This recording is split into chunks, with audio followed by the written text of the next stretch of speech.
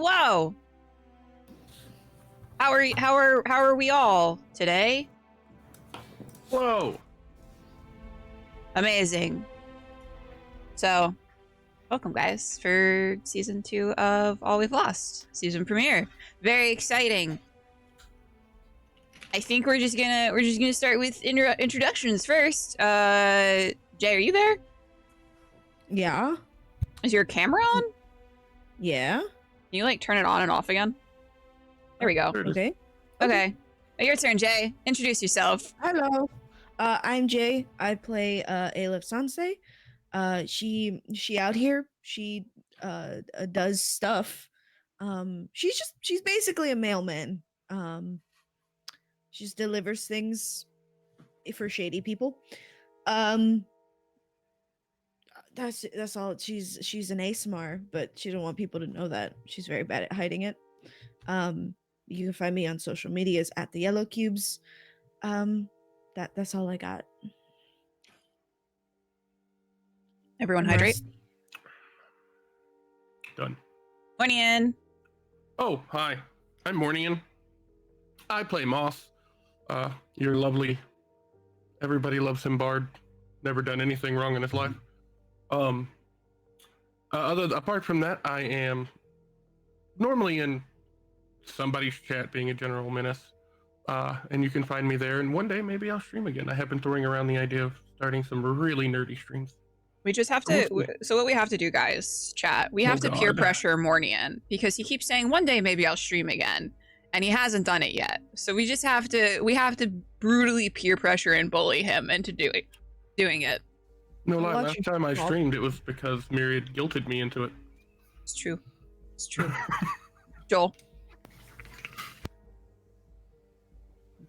It's me. I play Neck. That's it. Amazing. Bones. Hello, it's me. I'm LittleBones309. I'm your favorite indie gamer here on Twitch. And I play Oleyna, your favorite courtesan, who suddenly has Warlock powers. That's weird. Who did she make a deal with? Who's her patron? I don't know. Who's to say? She doesn't know. Who's to say? She thinks it might be a god, so that's kind of cool. And she's doing her best, and my only reason for being here is to try and make Joel cry. Amazing. And hi guys, I'm Myriad. If you're here, you should know me because this is my channel. I normally play a bunch of different types of games on this channel, and then we occasionally do some D&D and other TTRPG stuff. So yeah, make sure to follow if you like what you see. So we're gonna start with a recap that I literally wrote. It's not finished even, but I wrote it about 5 minutes before the start of the stream. Of season 1. I don't know if you're supposed to tell people that.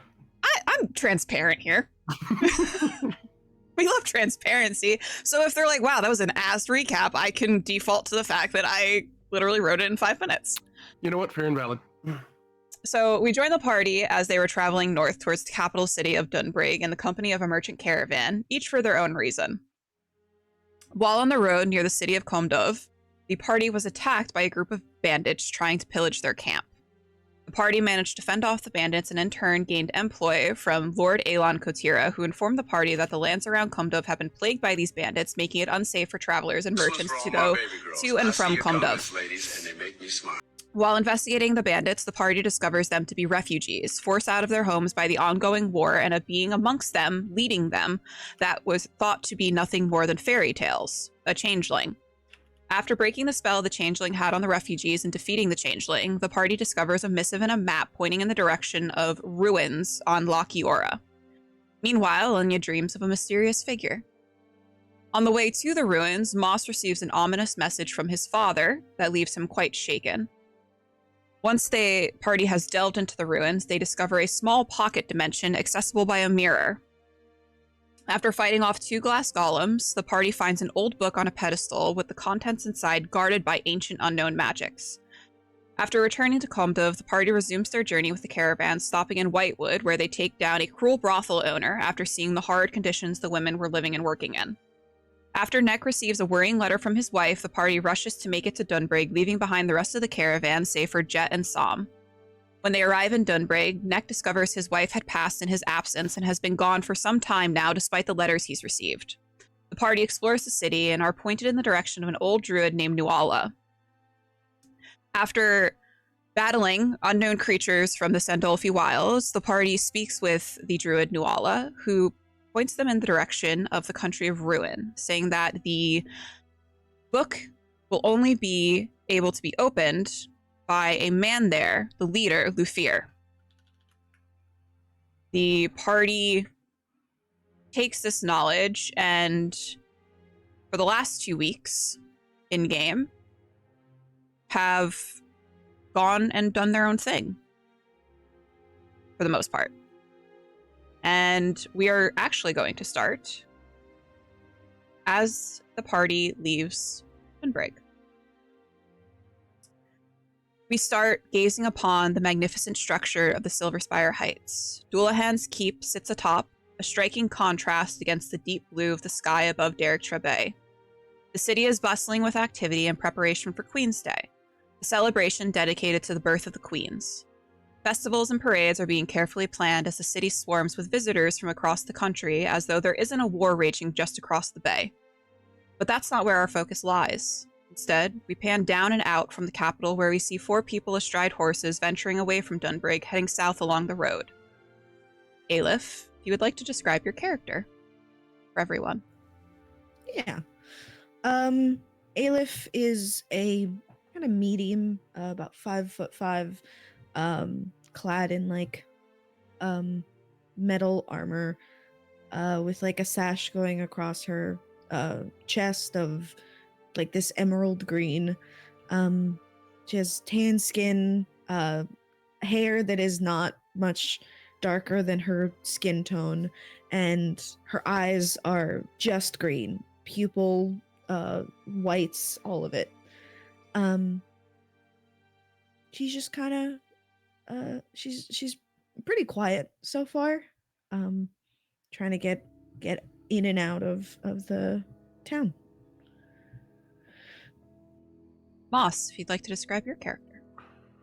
Moss, very mop of curly, reddish blonde, brown hair, sitting in the corner of one of the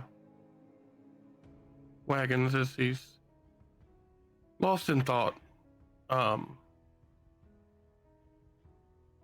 Not super tall, not super short, kind of average height, but slim build, looking slightly emaciated. Or Moss. Neck, if you want to describe what Neck looks like as he's riding out of Dunbrig. Neck's a big boy. He's kind of like, his skin is like naturally blue, but then he has like some vitiligo, so he's got kind of black splotches. Hair is black, goes into a bun, and then it kind of becomes airy. All he has on is like formal armor. It has kind of some of the emblems scrawled off, or at least they don't look pristine currently. Oleyna. Oleyna is a striking woman, with lavender skin and long white hair. She is dressed very opulently, a lot of jewelry, opulence, in long silk with a bodice. She sort of carries herself with a straight back and her shoulders down, and she knows that she's good looking, and she's sort of glancing over her shoulder back at the city as they leave, and lavender eyes, sort of wide and almost doe-like. It has been 2 weeks since the fight for Nuala's cottage against the beings you know now as Fae. And the information you've gained has weighed heavily on each of you, plaguing your minds during this time. But but each of you has found your own ways to cope. Or not. Oleyna, we flash back to a familiar training field. You had returned at Som's request and would continue to do so until your group departs. Som stands at the center of the field, preparing for the day with stretches. His muscles pull the loose linen shirt taut against his frame, and when he looks over and catches sight of you, what does he see? After their first training, I would imagine Som gave very direct information of don't wear that again. And she returns and said in a white linen shirt and like a sort of like a belted corset, because she will not be without one. Breeches, boots. She looks like a different woman. Her hair is sort of pulled back out of her face. And with this weapon that Neck had given her in hand. Som looks at you, and he doesn't appear to be surprised to see you. You had promised to return, and he has no reason to think you'd go back on your word. Wordlessly, he gestures you over to him. She'll approach him. When you're within arm's reach, he grabs you by the shoulders, spinning you around, and you can feel his fingers skirting through your loose hair. You're unsure at first what he's doing, but there's a familiarity tugging at your mind of when the other girls at the Gilded Cage would spend hours braiding each other's hair and giggling with one another.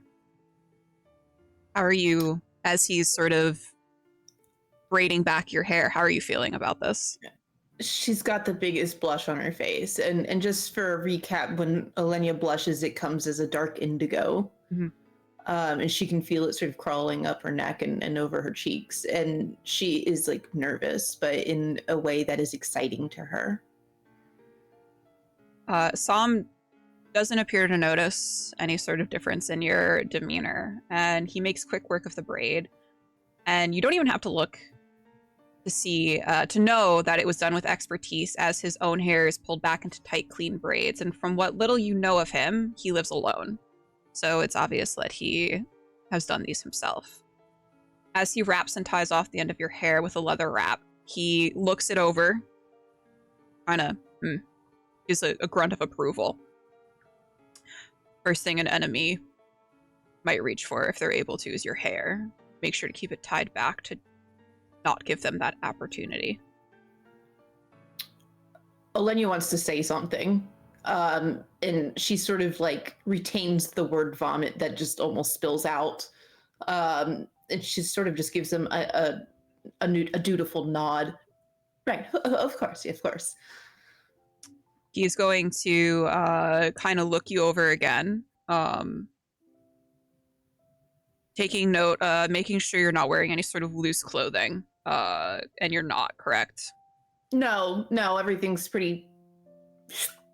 No jewelry either. I think she might have maybe studs in her ears instead of earrings, of normal, like, dangly earrings. And then he is going to go and grab at the training sword that he had been using with you, and motion to your weapon, and indicate for you to get into your starting pose once more. And she'll do that, and she sort of readies up. He's going to go around, and as he kind of inspects your pose, he'll go in and make the adjustments. And previously, the previous training session, he had to make major adjustments to your form. And now, just very slight, very minor. And you can tell there's like a little bit of pride, because he's happy that you have taken what he said and used it. There's been many a times he has trained people, and they think that they are above training and they are above form, and that usually gets them killed. So he's happy that you are taking heed to his word and his advice. And then you guys will kind of go at it for a little bit. He gives you any sort of errors that you make, he quickly corrects. And if you have any questions for him, he will answer those. And towards probably about an hour or so later, you're both a little sweaty and breathing heavily. which is, this situation's not really one that you're used to doing those activities in, so. No, not typically not. And he's going to look at you. Do you know when you plan to leave? And this is like just days after they had Yes. had their first a couple weeks at the most, I believe. He nods. All right, well, still a lot of work to do, so. He looks like he wants to ask more. And Sam isn't like the type of person that like seems very inquisitive, so the fact that he looks like he's biting back, it kind of intrigues you. I would imagine she picks up on this very easily. I mean, this is sort of like her whole thing is reading people. Mhm. And I think she would sort of take a step to close some of the distance between them and ask. Go on, ask. Where you are going is dangerous. Yes. Your companions, are they capable? From what I can tell you, yes. Moss is most capable. I've traveled with him for quite some time now, and Mhm. and Neck and Eilif, they are formidable, to say the least. Are you concerned for me, Som?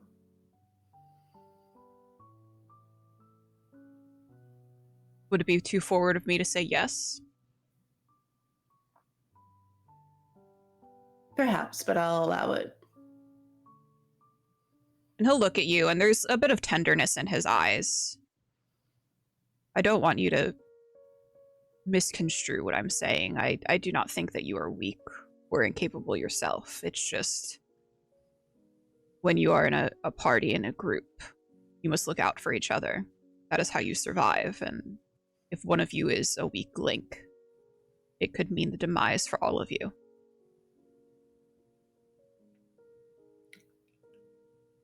I appreciate the concern, Som. Truly. But I will be all right, I think. He's about to start getting back into position. Your little break is over, and he looks a little bit, as he's sort of readying, he looks a little bit bashful. If you have time and if you are able, it would be nice to hear from you. Is that so? Yes. I'm not much of a wordsmith myself, but if I receive word from you, I will write back. I would like that very much, Som. There's like the corner of his lips just sort of, just very, very slightly incline. And just as quickly as it does, his face is back to a neutral position, and he will nod to you. Ready? Very well. And she sort of readies up and continues on. We switch over to Neck. And everyone, you guys all have an advantage. Huzzah! Neck, your mother-in-law Nora had left your room as is after your wife's passing. There's still a coffee ring stained into the night table on her side of the bed, and the scent of lavender still lingers on her pillowcase. The small desk in the corner of the room is a flurry of parchment, books, and Anesti's own personal journal. Amongst the loose papers, you find several drawings that you could only assume were done by one of your daughters. One in particular depicting your family as a whole in crude stick figures, though each of the figures wore a big smile. As you are going through all of these belongings, how are you feeling, Neck? He's going through it again. Heartbreak V2. As you continue through, the tomes are predominantly about the history of Kilshiog. Something odd you notice is the page is bookmarked. Each and every one of them has mention of ruin. The founding of the elusive country, the mystery that shrouds it, how secular the country is, and there is one section in particular that talks about the discovery of a new school of magic capable of breaking through the cycles of life. There is a small note made in the margin in Nestie's handwriting. Bring back the dead? Question mark, question mark, question mark. He's gonna take that book.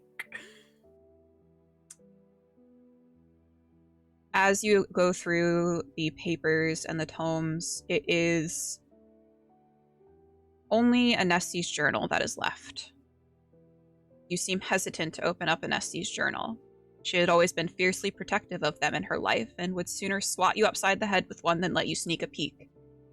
But Anesti was not here, and this is one of your last connections to her. You open it. He'll like pick it up and then he'll put it down. He'll pick it up again, put it down. Then he'll pick it up and he'll peruse through. As you flip through, you feel your heart flutter as she writes of your children and their milestones, things you've already heard about, but in such greater detail here. She writes of you and how she misses your presence and the calm it provided her. The more recent entries are what concern you. The penmanship shaky, and the blotches against the paper and ink could only be tear stains. One particular entry draws you in. I am scared. The healers have said I have made great progress, but it does not feel that way. The tea they've give me abets the symptoms for some time, but those windows of relief are getting smaller and smaller. I fear that soon the tea will not offer any solace and I will be out of options. I am so scared. So scared of dying. I do not want the matron to ferry me to the after. I do not want to go quietly, not now, not when life is only just beginning. I want to stay here with my children. I want to see them grow up and experience all of the happiness and tragedy that life brings them. I want to be there to ease their burdens and wipe their tears. I want to see Neck again. 2 years is far too long to be without your one, and I know he is doing a service for this country, but I miss him, I miss him, I miss him. I want to be selfish and call him home because I am scared and I do not know how much longer I can hold on. I feel it. I feel it in the creak of my bones and the heaviness of my eyes. I swear I see her standing in the doorway at night, waiting. I want to scream and rage and tell her to leave me be here with my family where I belong. But I can only stare back at her knowing that one day soon, I will awake in the night. She will be at my bedside, ushering me to come along with her, and I will be powerless. I am scared, and I am dying. Gods, I want so badly to stay here. And that is the last entry in the journal. How do you feel in this moment? There's gonna be some more teardrops on that page. He will take that page, though, and tuck it away with the other note that he'd been kind of rereading. In the other room, you hear the laughter of your children and a pained groan from Eilif, who has inevitably taken another shot to the shin by your youngest. Neck, on the bed, sits your armor, shiny and new. The crest of the crown stares back at you, mockingly. Oh, he'll just take one of his weapons or something and just stab at it. As you stab at it, the sound of metal against metal fills the room, and there is a heaviness building up inside of your chest, and there are tears flowing down your face, and there is bitterness and anger. You could have made it home in time to see your wife before she passed. You could have seen her one last time. You maybe could have helped her. If only you had known. If only they didn't keep you away from her. And as you slice at the emblem of the crown, you feel something snap, like a magical drawstring. Just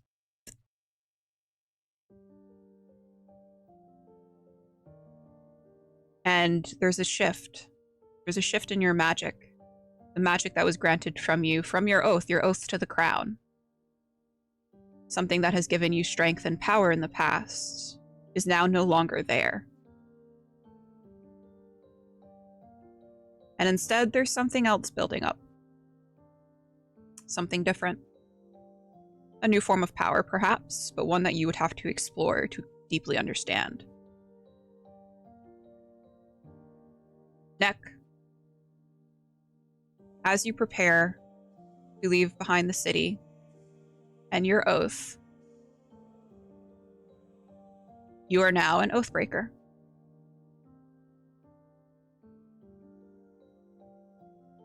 Yup. Would you like to do anything else in this moment?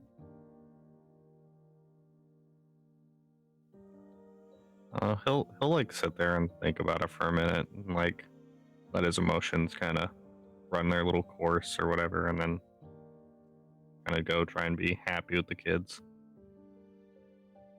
As you depart from your room, almost like a black cloud had been settling over you and that space, you open the door and there is sun shining through the windows into your living room, and you hear the laughter of your children, paired with the cursing of Eilif as she holds her very bruised shin. And in the same way that heaviness had settled into your core, it begins to lighten at the sound of your children's laughter and the sight of their toothless smiles. And for just this moment, you feel at peace. Moss.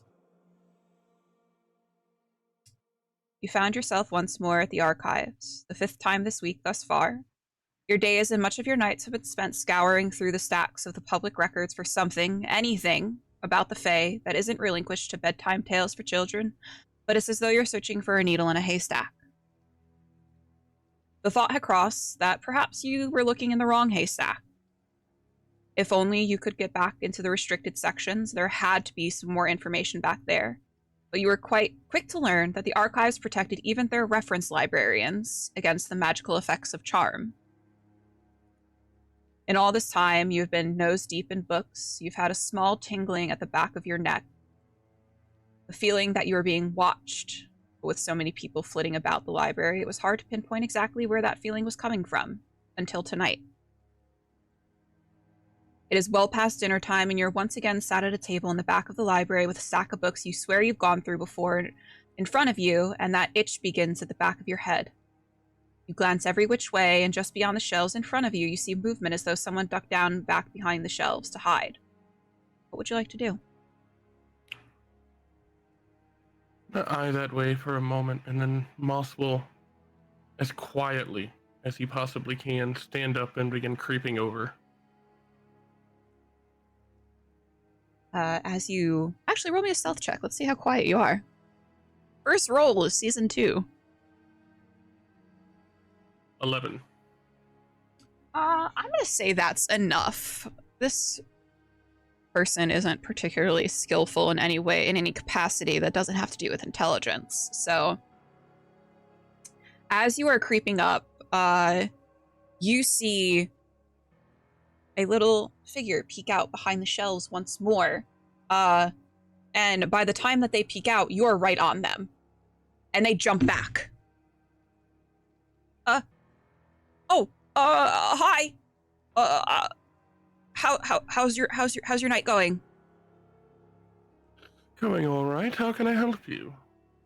And you will see before you a small little halfling man. He's nervously fiddling with his hands at being caught. And you'll be able to easily take note of the colors and the garb he wears. He is a member of the archives, and while about the library you've seen pins that demark the members, you've only seen the pins of the librarians and bookkeepers. The pin that this man bears is different, meaning he is a different rank in the archives. I've seen you the last couple of days. You're looking up materials on, and he'll look around to make sure no one else is in the vicinity, and it's late into the night, so there's very few people flitting about. You're looking up things about the Fae. But upon hearing the Fae, you will see Moss's demeanor swap from almost frustration. It'll lighten quite a bit. Yes, I am. Why? you're not gonna find anything about them here. Not Where must I find something? the back. How did I know you would say that? If you want, I could take you back there. Moss is gonna look puzzled. Moss is no stranger to con men. Why would you do that? You'd like to roll an insight check. 21.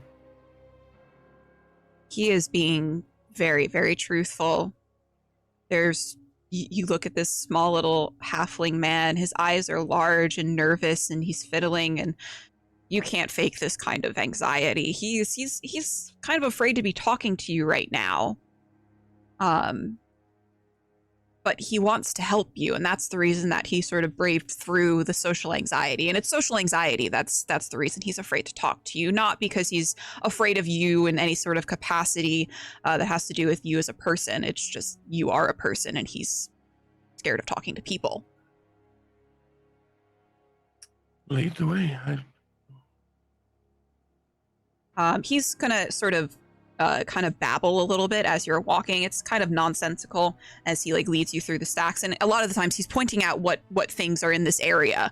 But you're actually sort of familiar with what subjects are in the area of the library at this point. You're almost a bit of an expert.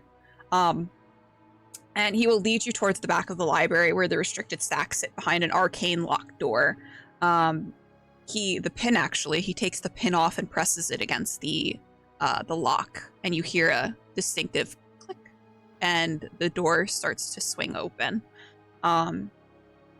He will lead you through to where there are old ancient tomes on the shelves, and as he's sort of perusing through, he'll point up to one that he can't quite reach. He's like, that one right there. Moss will kind of look up. Is there any way he could climb? You can easily reach it. He's a halfling. He cannot reach it. All right. Moss will reach and grab the book. Mm-hmm.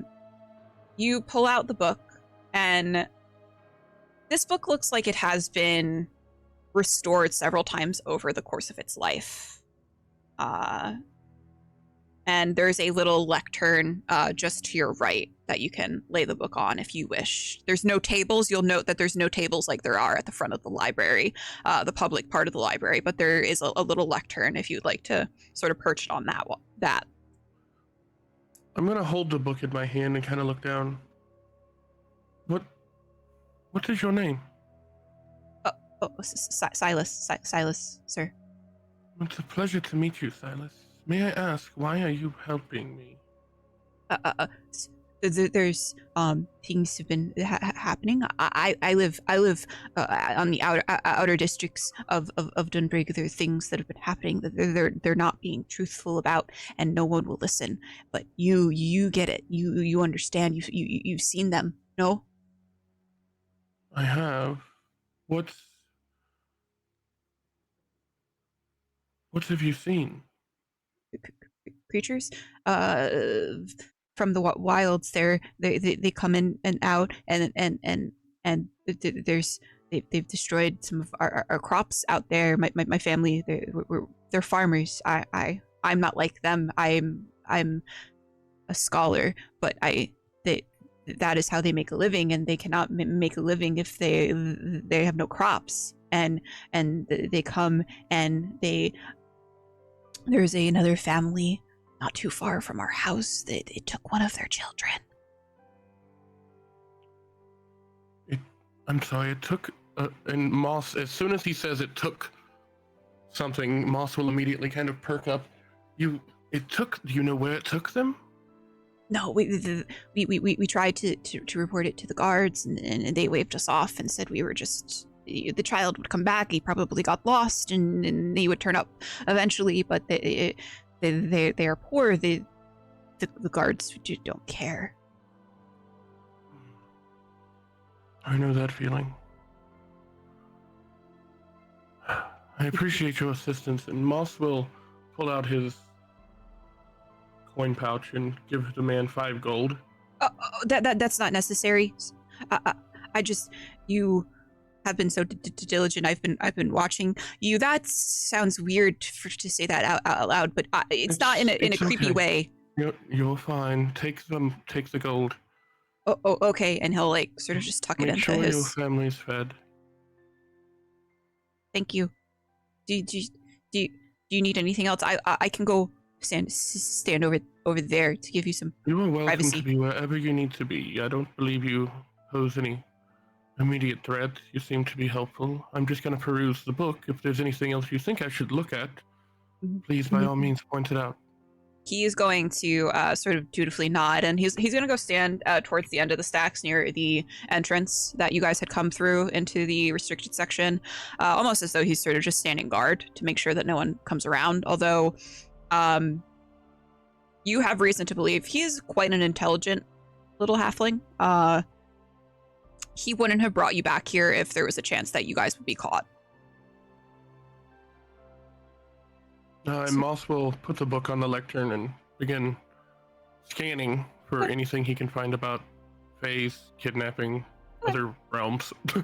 If you want to give me an investigation roll as you're searching through this. Mm-hmm. I can choose to use an advantage after I roll. Yes. Okay. I'm not going to be doing that. That's a 23. Oh, nice. Okay.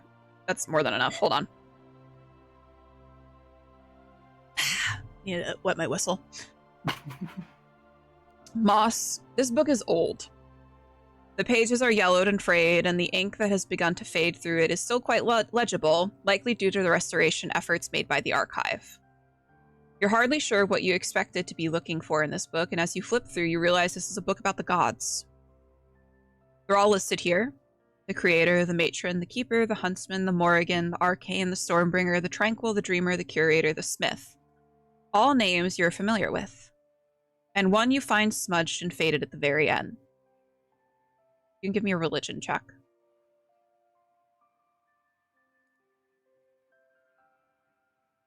Dirty 20. Okay. The Spinner, you know, is the god of lies and trickery. He is the one who is known for inciting the flames of chaos and caring not for the consequences it sows into the paths of the world. Within the last 1,000 years, worship of the Spinner has dwindled to a mere flicker of a flame. There have been stories that his many betrayals had caused a rift between him and the other gods. Stories of a betrayal so cruel that the gods could not forgive him, for at once they had discovered it and cast him out. The book tells that story, and it is a story of creation, the creation of the Fae. The Fae, who were the greatest combination of the natural world and the ethereal realms, who carry the essence of the gods themselves, the embodiment of the magic woven into their beings.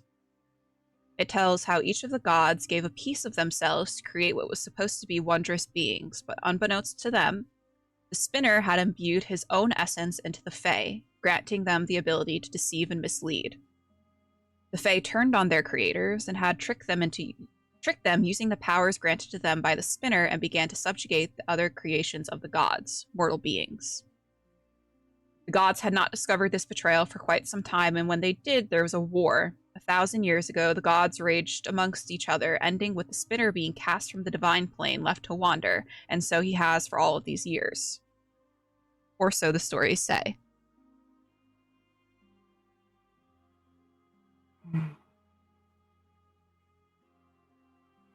Moss just kind of stands there, staring at the book, not really making any outward movements at the moment.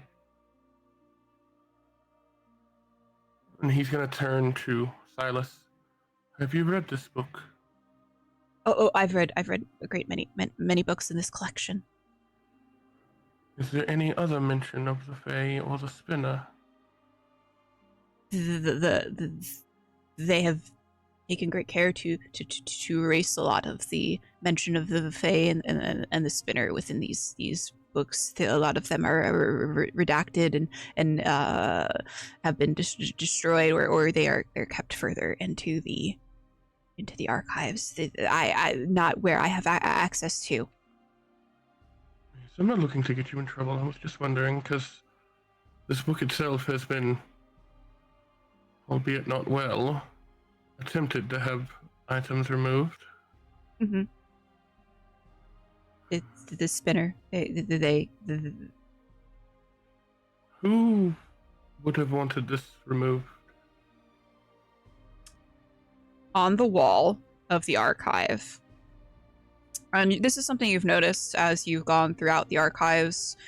On the wall, in the filigree of the wall, there is always, on every wall is etched the emblem of the crown, the emblem of the royal family, and he will sort of look up to that. Troubling information. We cannot do anything here in the archives without the permission of the crown, both present and past. They've dictated every piece of information that has been allotted here. All right. He'll gingerly turn the pages back on the book and close it and place it back on the shelf and kind of look at Silas. I don't know what all we can do, but I'm going to do everything in my power. I believe the Fae took something very precious to myself as well. He looks saddened by that.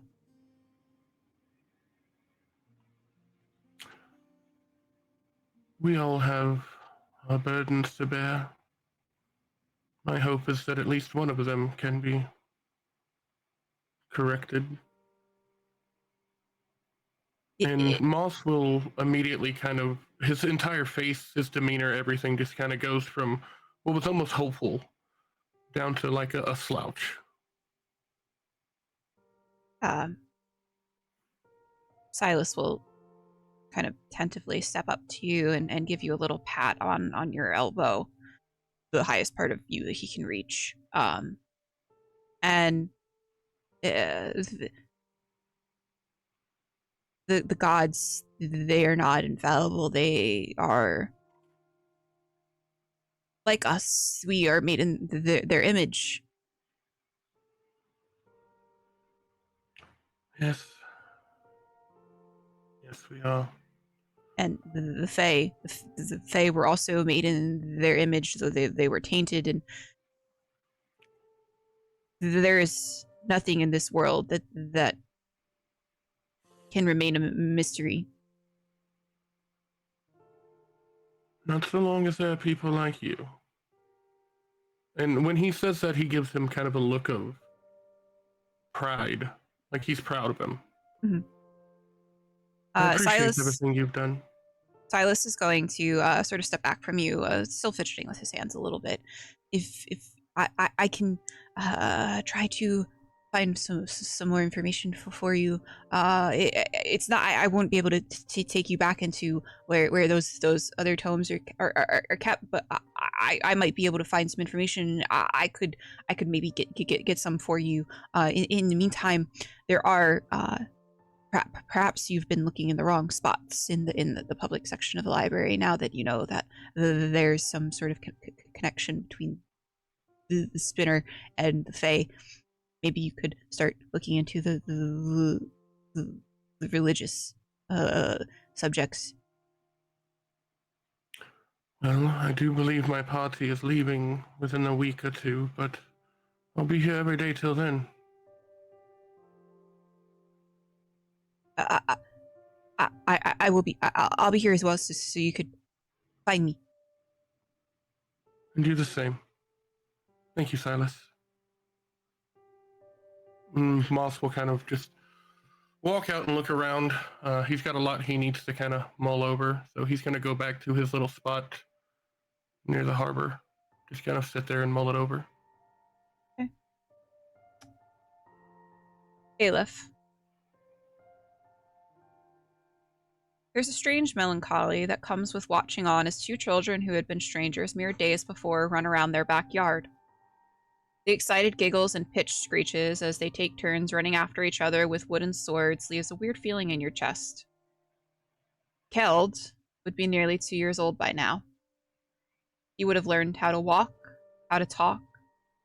And as you watch on, you can almost see a faint outline of a little boy with mussy brown curls running after Tilly and Ellis, and then you blink and he's gone.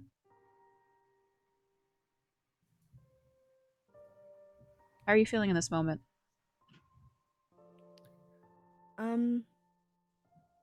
think she just feels a lot of kind of like melancholy. Not enough for it to be sadness, because I don't think she knew her child long enough to truly be able to miss him, but it's just like a weight. Is it a almost staring at these two children? It's what could have been. Yeah. Like what could have been if things hadn't happened. But then she feels slight annoyance that she's been hit in the shin so many times. Mm-hmm. It's definitely bruised. And as you feel that annoyance, you do feel another hard hit to the same shin. It's almost like Ellis is aiming for it at this point. And she will smack you with her wooden sword. You're it! And she will run away. I wasn't playing! Now you are! Okay, right. Okay. She'll chase after him for a while. Inevitably picking both up in both arms, and then just like, if there is a couch somewhere, she'll like hug them. As you pick them both up, Tilly, the older one, she just goes limp, lets it happen. Ellis, however, is thrashing. Don't slam me down! You can't do that just because you're bigger than me! I can. No! That's She like tries to whack you, but you are out of reach. Her stupid little arms are not long enough. Yeah. You just, it's too small, mine. It's just, I'm sorry. And I will gently put down the one that isn't thrashing, and then just huck the other one. She lands with a and she'll just spread out on the couch at this point. She's playing dead. She like peeks her eye open to see if you like notice. I guess I'll start like tickling her just because I can. She tries to remain like still, but then you like hit like a certain point on her rib, and you just hear that as she starts to giggle and just breaks. And as you are lulled into a false sense of security, she is going to take her dominant hand that still is clenching the sword and give you a whack on the shoulder. Be gone! I'll like continue. I guess I'll just continue to like play with them for a while. Until like they have to eat, in which case I will offer to buy food. You'll note that the fridge in Next Home is well stocked, and there seems to be a lot of meals that have been sort of prepared ahead of time. This is because of his mother-in-law, Nora. She's in the other room at this point. She's in her room, kind of taking reprieve from managing her granddaughters. She really truly left you to the wolves. And I would imagine you're just preparing one of the meals that has been left out for them. Yeah. The Ellis sits at the table, and Tilly joins her sister, and they're both sort of watching you as you make your way around the kitchen. So how do you know our dad? I found him on the side of the road. Like a dog? Yeah, a kin. We wanted a dog, but Grandma said no. Why?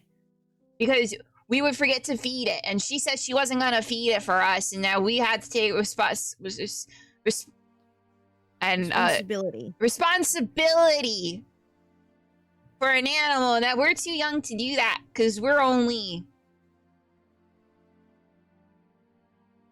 not very old.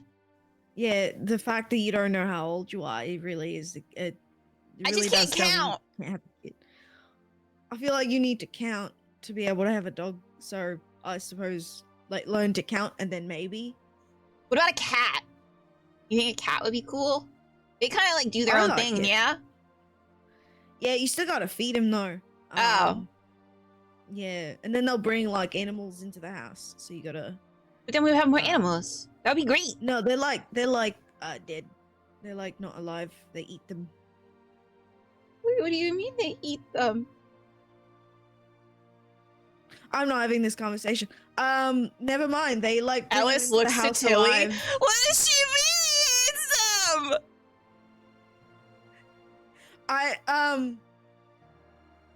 The little animal brings food, and so they bring them inside so that they've dropped the food, and then the little ones run out. You know. So now they- you're just gonna have crumbs everywhere. So they don't eat them? No, they don't eat them. They don't. Okay. Okay, I'm sorry. There's like a I'll snot pour rolling some down juice. her face at this point. I'm just gonna wipe that with like whatever napkin is around. Just all right, that's enough. That don't inhale it. Don't inhale it. That's bad for your lungs. No, it's out. It's out. Blow out. I don't know how to do that. I can only suck in. So confusing. You're the worst. I think. And I'll like put their plates in front of them as I was. Can I have orange juice? Sure. Yeah. I'll pour them some, whatever they ask. She's gonna sip the drink. You know that like gross sound that kids make while they're like drinking? Oh God, yeah. Yeah, she's gonna make that noise. Oh. I don't. Oh no. Okay. Well. Are you gonna have any? It's really good. Grandma's a really good cook.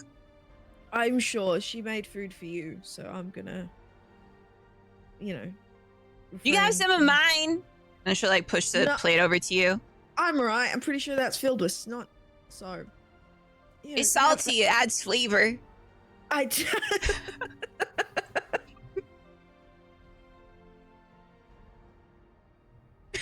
I'm right. You can have it for yourself. I don't like. I don't like overly salty things. I'm right. Thank Oh. you, though. I do, and Oh. she's just gonna like start eating. Just- okay, you have that. Tilly the older one is gonna look at you. So are you like gonna stay here for a little while, or are you gonna like go when Dad goes? I'm gonna go when your dad goes. Oh, Yeah, but I suppose I can make him send letters and things. oh my God, that's gonna Maybe be so great. trinkets. I can't really read too well, but I can read some words. I'll send trinkets instead. Maybe if you send letters, Grandma can help me read them. Yeah, maybe that's where you start to read. I can you know? count. Alice can't count, but that's because she's like 3. That's fair. That's fair. She's very aggressive with my shin, so I understand. She's like that. Mom used to say she had a lot of anger like Dad, and that she needed to get it out somehow, and just physical violence is the way that she did that. I can't judge. That is how I also get out my own aggression, but that's my job. So, Oh, maybe then Yeah. Alice could have like a job like you then when she's older, and then it's like it would be okay for the aggression. Yeah, it's more of a controlled aggression, really. So like, I suppose, I don't know, build up that aggression till somebody angers you. I'm not sure how this Oh. works. Like a rage. And she like gets Yeah. this far off look in her eyes. Do you feel rage sometimes? Is that what you're telling me? Sometimes. What do you do with it? Just I keep it inside? I go and I scream into my pillow. And then I feel That's- better. Okay, well, as long as you feel better, yeah. Mhm. No, that's a healthier way. I suppose not vary, but I can't judge. Yeah. Right. Well, eat your food. I Okay. don't want to be blamed for your malnutrition. Can we go to the park after? I don't know if I was given permission to take them outside. Oh. I don't know if your father says it's alright, I suppose. Oh. Where is he? Dad! And then we're gonna fade from that moment. Moss and Oleyna. Yes. 10 days had passed before you crossed paths again. Oleyna, you rose early, not having been working meant no late nights for you. But early mornings in the training yard with Psalm, and yet no matter how early you rose, you had not seen Moss. It was odd for you to be without the one person who had been your steady companion for so long. So when you see him sitting at a table in the tavern as you and Psalm walk in for your supper, how do you feel? Oleyna's excited to see him. She's missed him. Truly, she has missed him. He's, like you said, he's been sort of her steady companion for all this time, and she sort of gives an excited little flutter of her hand over to Moss. Moss. It has been several days since the little halfling, known as Silas, let you into the restricted area of the archives. The information you discovered there has weighed heavily on your mind, and with as little sleep as you've had over the last 10 days, it's all you can think of, and it is consuming. Your eyes bear the dark circles of someone who has not known a good night's sleep for quite some time now, and though you had planned on staying longer at the archives tonight, your new halfling friend had quickly sent you on your way for a hearty supper and an early night, leaving no room for argument. You stare down at the meat stew the barmaid had brought you over, your tankard of meat untouched, and as you hear the door to the tavern open, you instinctively look up, locking eyes with Oleyna. How do you feel in this moment? Moss is glad to see Oleyna, but the information that he's gained, the lack of information he's been able to find, and his self-imposed loneliness have made him grow a bit cold. As she waves her hand, he meets her eye, but when you look at Moss, this isn't the same Moss you saw, we'll say 11 days ago. There's a lot that's changed. He will politely smile and kind of give you a head nod.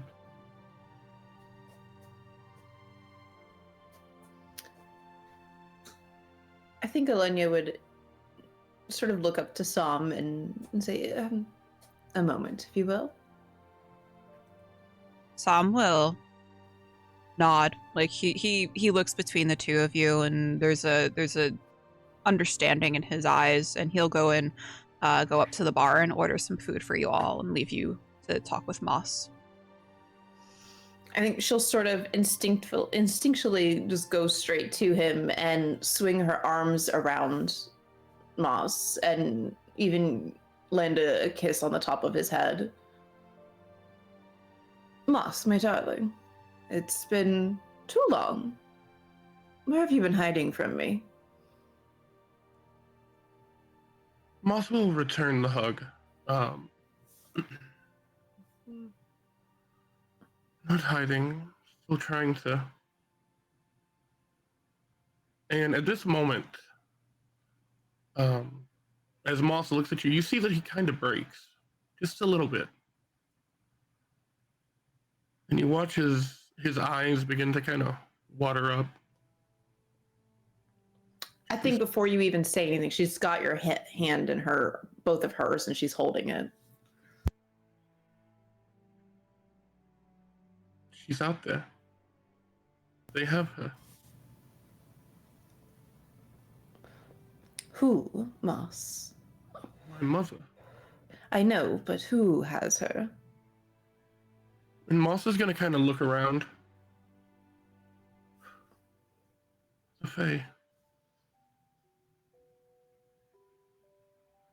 Dear heart, Moss.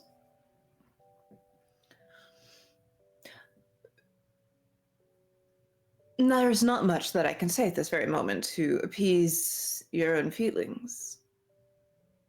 And our friendship is not necessarily based off of piety. However,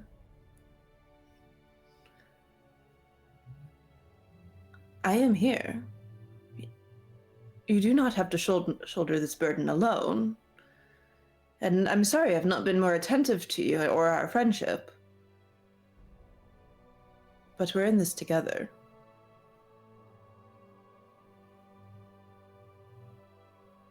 Moss just kind of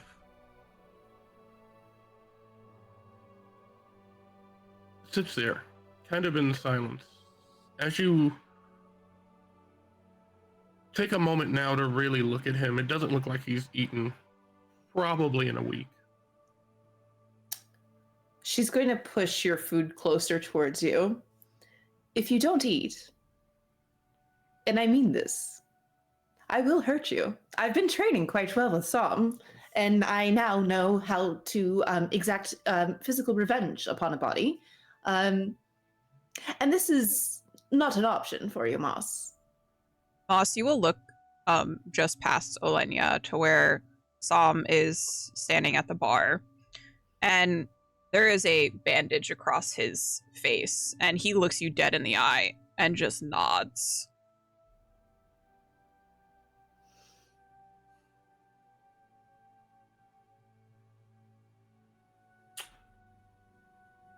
Moss will kind of pick up the spoon and not necessarily eat, but start kind of stirring it, messing with it.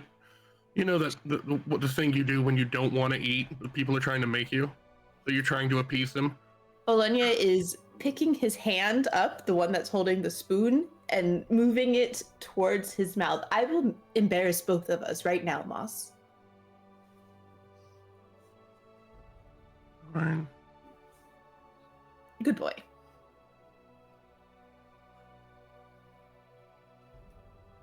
Does he eat? Yeah, Okay. not a lot. She sort of like gives you one of those looks that are very rare from Oleyna, where she is being very serious. You need your strength, Moss. We have quite the road ahead of us. I fear that road is going to be perilous, and it might take us places we're not expecting to go. I do agree. But we're not alone. We have each other. And for all it's worth, you're not a commodity to me. Everyone else, yes, very much. Well, not everyone else. And she sort of like, her eyes sort of like slide over to Som and then back over to you. But everyone else outside of that. Moss will kind of follow your eyes. He knew where they were going, but he would follow them anyway and just kind of give you a slight smile. Don't stop it. Stop it. What? She's think I have the strength to embarrass anyone. No, and if you had been eating, then you would. Yeah, fair enough. Of course it's fair enough. Of course, I'm right. I've never been wrong in my life. Have you known me to ever be wrong, Moss? Moss is going to give you a look. Not of frustration or anger, but almost like a jab. We've all made mistakes. No, I don't. I've never done that. I've never done that before. I don't know what that is, actually. I fear that,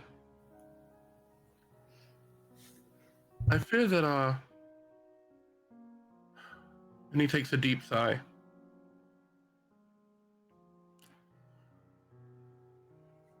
In the absence of my mother, and he stops himself. You've been the only constant.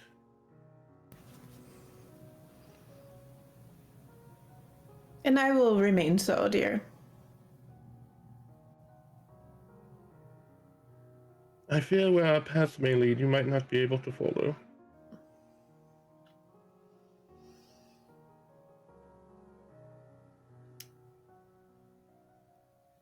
My time and my occupation has led me to strange paths. And while this might be perilous, I'm willing to crawl, scratch, and dig my way through. Hopefully it doesn't come to that, but I've learned a lot. And he's going to look around. Does he see any kind of guards? Anybody who... I know we're in the brothel and, information and... No, I think we're just in a tavern, aren't we? Yeah, you guys are in the White Bottle Tavern. Mm-hmm. Well, then doubly. He's going to look around. Does he see anybody? He's going to try to keep his voice down, but he doesn't want to just openly start talking about things that could get him, killed. You'll look around. It's fairly early in the evening, but you'll see two guards clearly off duty, sitting at a table sort of in the corner. A fair bit away from you. They're murmuring to themselves. You can't hear what they're saying, so you would assume that they probably can't hear what you're saying. And he's going to look at Oleyna. The Crown has redacted things about gods, the Fae. Another member, god, I don't know. Another pantheon, person, thing, deity, whatever. Known as the Spinner. The Spinner. Let's say that very quietly, please. This seems as though... She's keeping her voice down. This seems as though we might need to ask our dear friend Neck just what that might mean. Or his father. A man who seems to be He doesn't strike me as someone who's wanting to get people in trouble, but he also doesn't strike me as someone who's going to openly or freely give us information. Though I fear he may have what we need. Well, I suppose I can get him to talk. I can at least try. Depends on how receptive he is, but... You of all people know that I'm quite skilled in that craft. Very true. And Moss will eat a bit and just kind of sit there.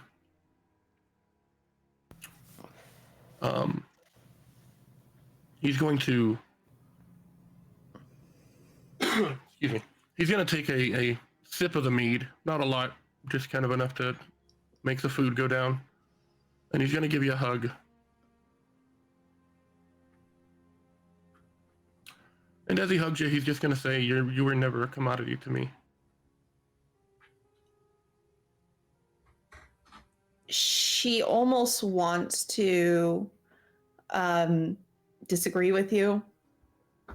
She does internally, and you probably feel that in her. But she sort of buries that feeling and retracts herself from you. You're not alone in this, Moss. You never will be. But she sort of looks back over at Som and is a little bit eager. Oleyna, as you look at Som, he's standing at the bar, chatting with the bartender. You know that he frequents this tavern, so he's very familiar with the bartender. But you notice a woman sort of sidling up next to Som, she puts her hand on his bicep as she leans in close, and it seems to be talking to him, whispering something to him. You know what it looks like when someone is flirting. That is your profession. This woman is flirting with Som. What does he look like? Does he seem receptive? He kind of, it seems like he was in the middle of speaking to the bartender, and he sort of looks at her and like gives sort of like a nod, like he's not quite sure what her intentions are. And he sort of, you can see him sort of leaning away from her touch. Oleyna is going to give Moss sort of one more pat on the hand and say, darling, I'm going to go stir some shit. And immediately gets up, and she's on the other side of Som. She's going to very forwardly put her hand on the small of his back and lean forward on the other side to look at this woman. I'm sorry, darling. Can I help you? And she is very close to Som, probably closer than she has ever been with him. Darling, is she bothering you? The woman's gonna look at you. Oh, sorry, I was just talking to your friend.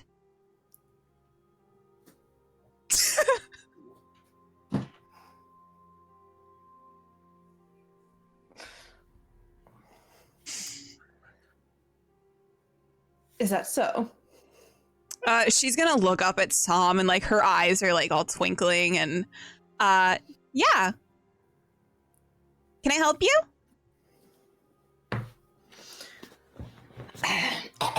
Sorry, I gotta check a stat real quick. Is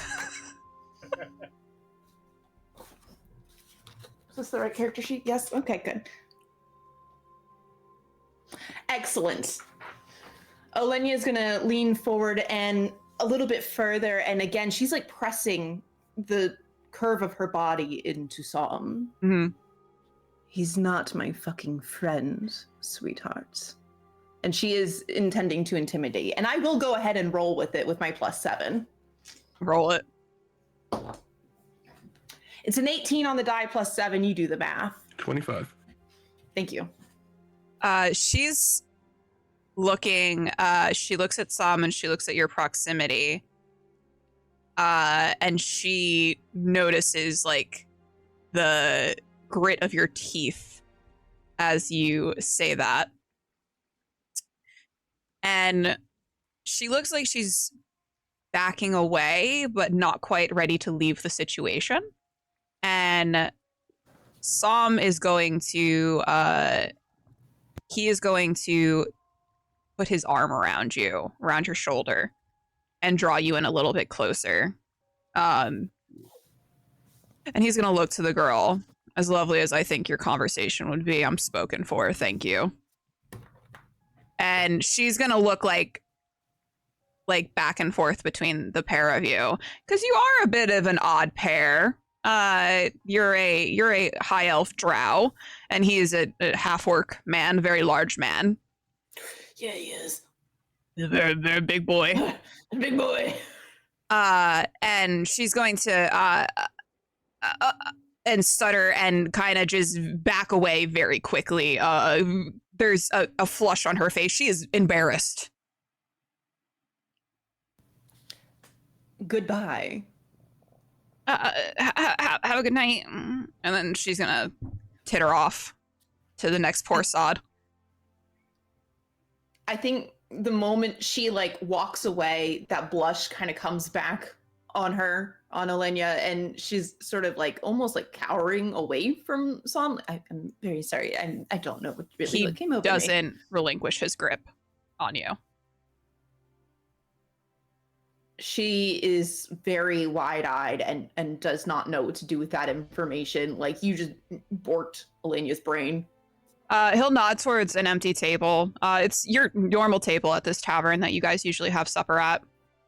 Come on, they'll bring the food out to us soon. And he is going to, with his arm wrapped around your shoulder, guide you back over to the table so you guys can eat.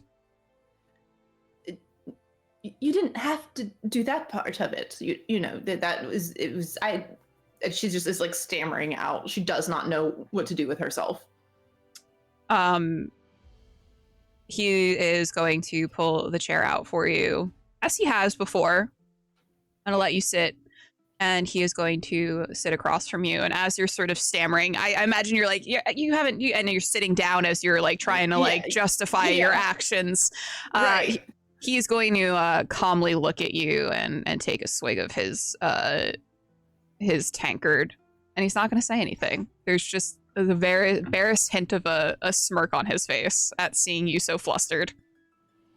I think Oleyna would like to crawl under the table at this point, but she does in fact resist that urge. And eventually she sort of settles and she puts her hand in her lap, and she's sort of fidgeting still, but she's much calmer. And I think she will look Som dead in the eye and very seriously say,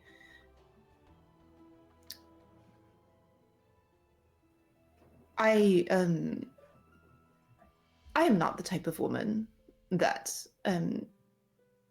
is suited for this sort of thing.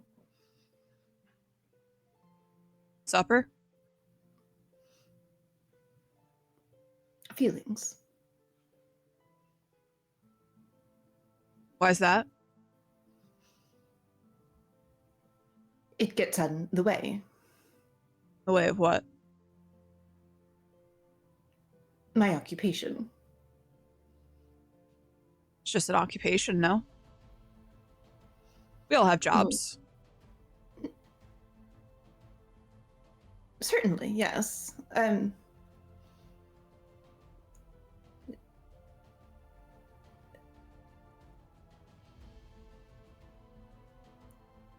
It's just much easier if somebody doesn't care about me. It's much easier that way. I don't know how you feel, but I just thought I would be honest. Easier for who? For the other person. What if they want to care about you?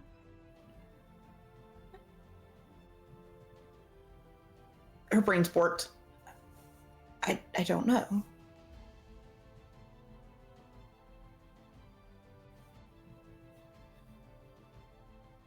Well, unfortunately for you, you don't get to decide who cares about you and who doesn't. Oh. I don't know what to do with this information now. I mean, we could just have dinner like we have been.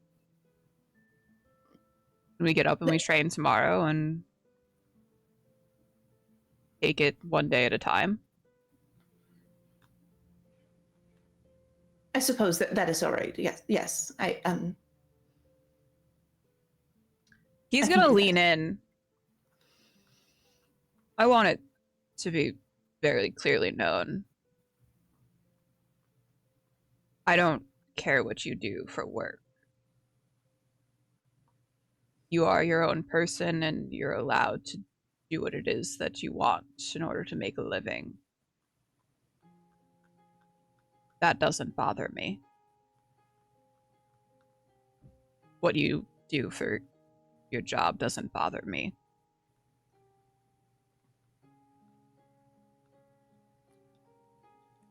I think possibly for maybe the first time Som has seen, Oleyna like sort of like fully softens. There's not a hint of this facade that she puts on this very extravagant woman.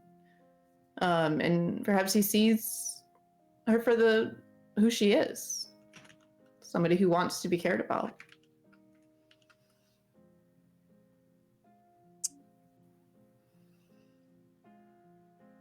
Som, and this is something that you've always noticed with Som, he's never looked down upon you. And you've not made it unknown what your occupation is. He's never looked down upon you for anything. He's never looked at you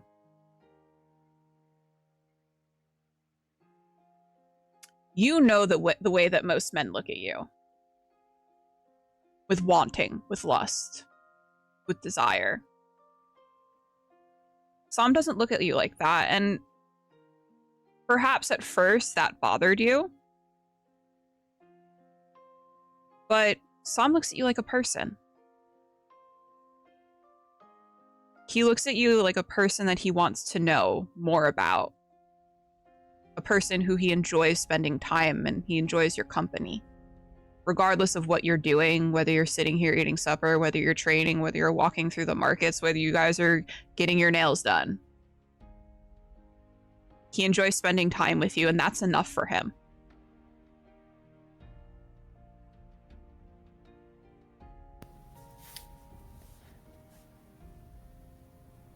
I think you'll see a small smile sort of pass across her face, and she stops the fidgeting and relaxes.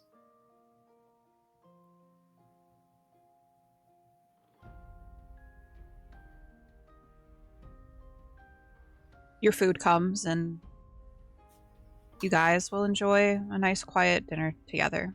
As quiet as it can be in the tavern. But for just tonight, just this moment, it's like you guys are in a little bubble, all of your own.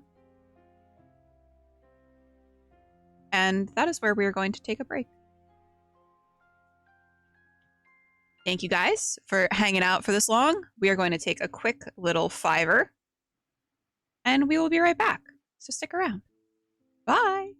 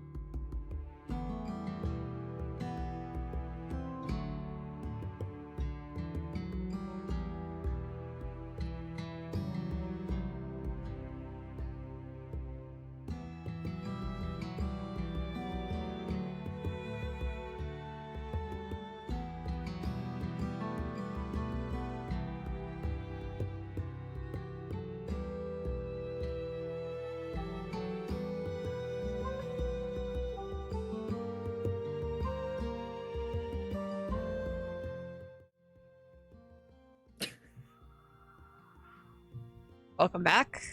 Hello, guys. We are here. We're going to jump right into it. Neck. There are 3 days left before the agreed upon date for the group to set out. You find yourself summoned to your parents' residence. Your mother, Mistral, is floating about excitedly, and you can smell lemon squares baking away in the kitchen. This is your first clue that something is wrong. In all of your life, your mother has only ever baked lemon squares when your parents have had bad or otherwise unwanted news for you. Still, she coos at you and the girls as if nothing is wrong, and the girls are none the wiser, basking in the attention their paternal grandmother is giving them. They don't even seem to notice anything wrong when your father steps into the sitting room and the way your mother stiffens for a moment before ushering the girls away with her into the kitchen, promising the first lemon squares once they are out of the oven and cooled. Your father, Torfir, sits across from you in his armchair. You're going to ruin then? Yep. He looks as though he wanted you to say something else. He wanted a different answer from you, but he's not surprised by the answer. And there's nothing I can say to change your mind then. Not at all. Orpheer will look fondly at you, Neck, a warmth in his eyes that is only reserved for a father perhaps gazing upon his son for the last time. You are my son, and you are steady in your convictions. You always have been. if this is something you feel you must do, for whatever reason, I want you to be prepared for what you might discover there. And he will stand from his chair and reach into the coat of his pocket. And he will procure a small signet ring, similar to the one he wears as the head archivist. But this is one you've never seen before, and it looks old. The gold metal of the ring is tarnished as though it had been thrown in a jewelry box or a sock drawer and forgotten about.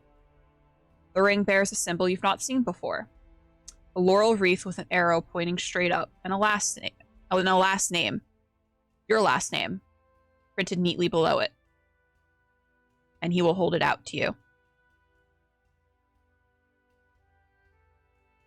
I'll go to grab it. When you arrive in Ruin, provided they don't execute you, but where you stand, present that ring.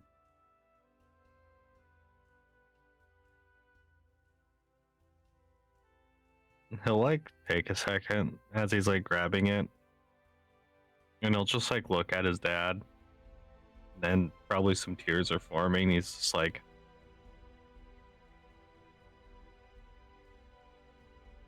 to just even talk to her one last time.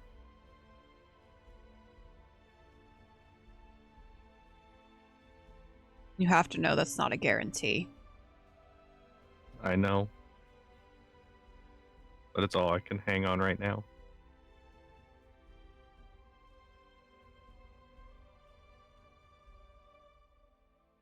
Present that ring.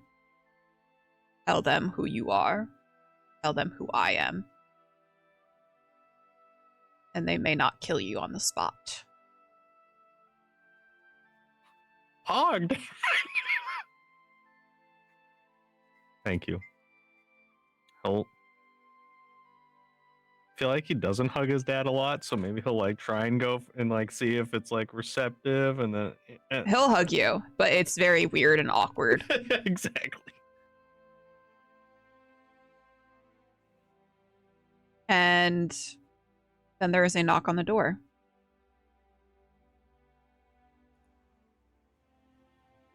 One of the servants in your parents' house, because they are quite rich, will come and open the door, and you will see Oleyna and Moss.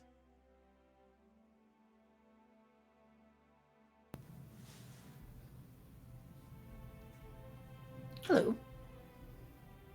Torfir will Okay. look at your friends. Didn't realize that they had been come in, and he'll like remember himself as like a host and welcome you into the home. Hello, sir. Good to see you again. She's sort of like sweeping like Moss forward, like, you got shit to ask him. Moss will step forward, and last time we spoke was about the book. This Aye. time, it's unfortunately not too dissimilar. However, it is not a book, but multiple books. We know the Fae exist. He stiffens. We fought some here not very long ago, your son included. Your realm is not as safe as you believe, and I believe they have taken something very dear to me, my mother. I know they were made by your redacted god, the spinner. I just need information. And at this point, Moss, the look on Moss's face is not demanding, it's not threatening. It looks like at any moment he could get on his knees and start begging. And how did you come about this information? I have been in the not-so-secret back portions of your library. Oh. And who let you back there? I snuck in. Oh, you snuck in. Desperate people will do desperate things for answers that are being hidden from them. Who did you steal from? There's only one way to get back there, past the arcane lock. One of your... I could not tell you the name, but I can be very deft of hand when necessary. And did you return the They pin? found it in their pocket. Roll a deception check. Okay.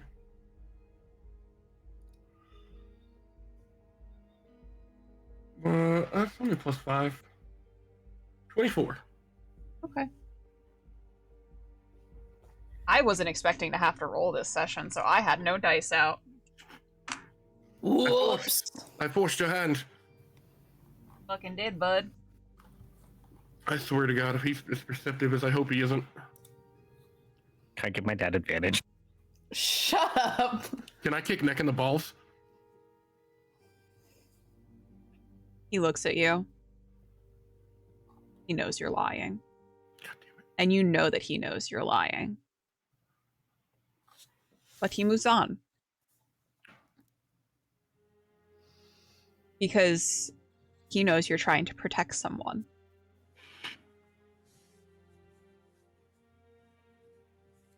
You want to know about the spinner and the fae. Yes. More specifically, I would like to know if I can get to their realm. Why, their realm is right beyond the Sandolfi Wilds. All you have to do is walk in. And you'll die quite quickly after, but you can very easily get to their realm.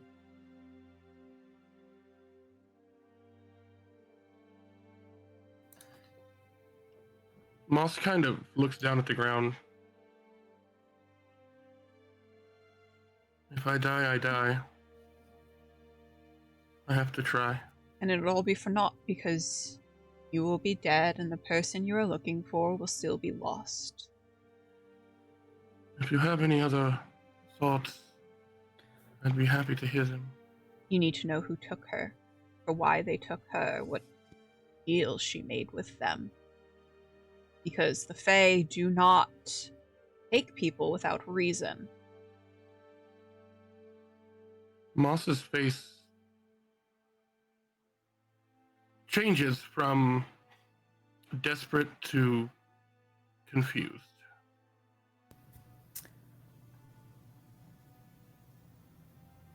Yes, the purple one, you look like you want to say something. I think she cuts him a look. Well, it's just so curious to me that you've hidden this information away from people. Despite the impending doom we seem to all be facing, your wall that kept the Fae away is cracking. He looks confused by this. Yes. Ask away. What do you mean, cracking? The Fae are making their way to this realm, good sir. It seems as though your protections, or whatever protections have been put in place, are quite useless. So any information on how to counteract such would be most appreciated, especially since my dear friend needs as much help as possible.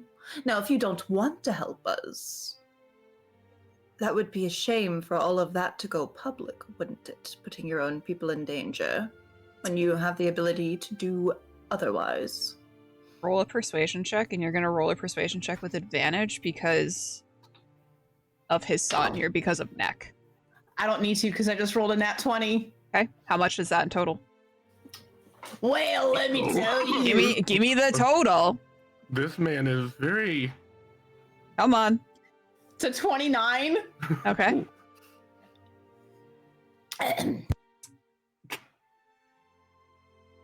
That book that you had.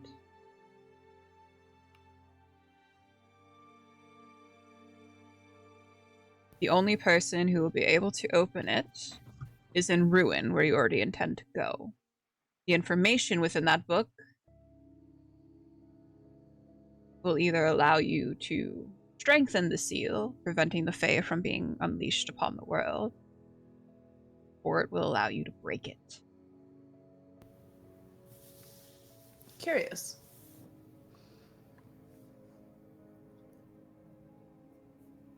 Very If the curious. seal was to be strengthened, there would be no way to get someone out. Do not misunderstand. The seal is specifically to keep the Fae within the Sandolfi Wilds.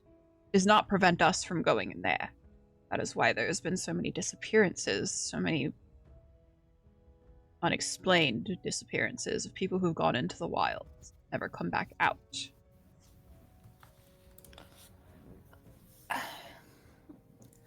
I just don't understand.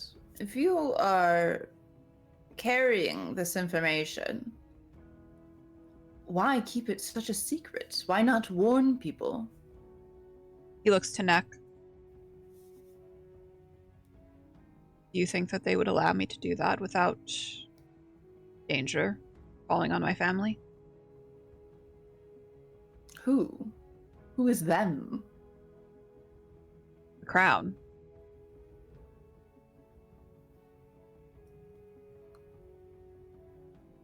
I see. Curious. When we are sworn in, when we get access to this information,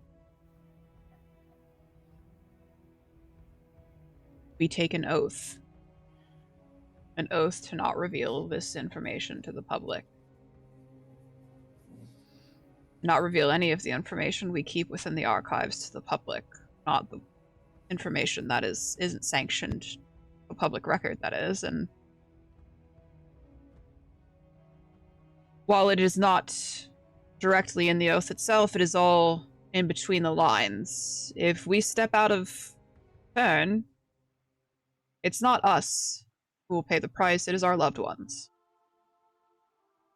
And we have seen that before. We have seen people pay that price.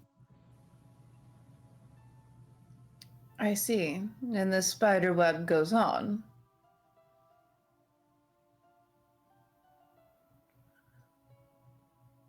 Might I ask one question, a personal question?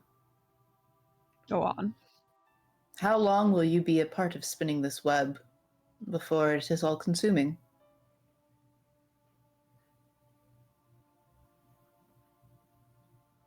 For as long as I am able. There is... And he'll look at Neck, and there's a reluctance to say this out loud. I'm not from this land. You're not truly from this land either, as is Neck. You have connections outside of it. You're part Drow, no? I am.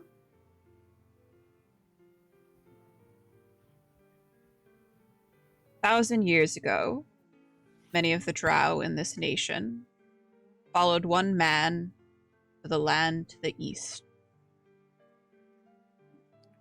And that is where Ruin was founded.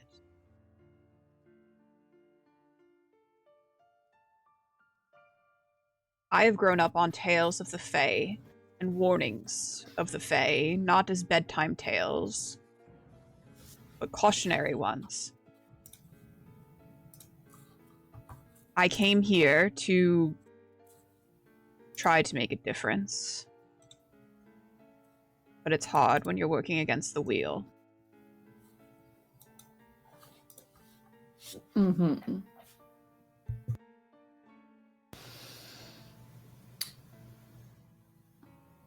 I see. I think she's going to sort of flick over to Neck.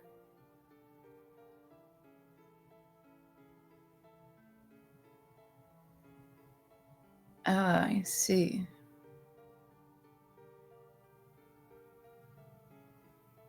Well, it's quite the precarious situation that we've gotten ourselves into, isn't it?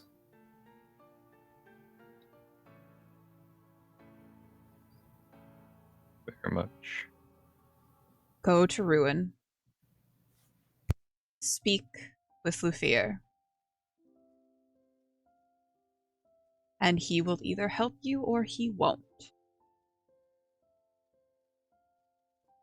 But you better have a good cause, or he will cast you out quite quickly. I think stopping the Fae from coming into our realm is quite the cause, but Let us hope. The old man is... There's distaste on his face. Whoever this Lufir is, Torfir, there are ill feelings there.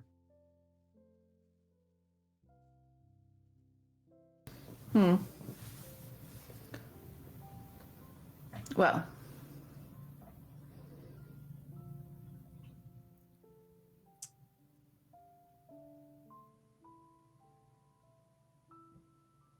Yes? oh, nothing. I know. When I see a face, I just know.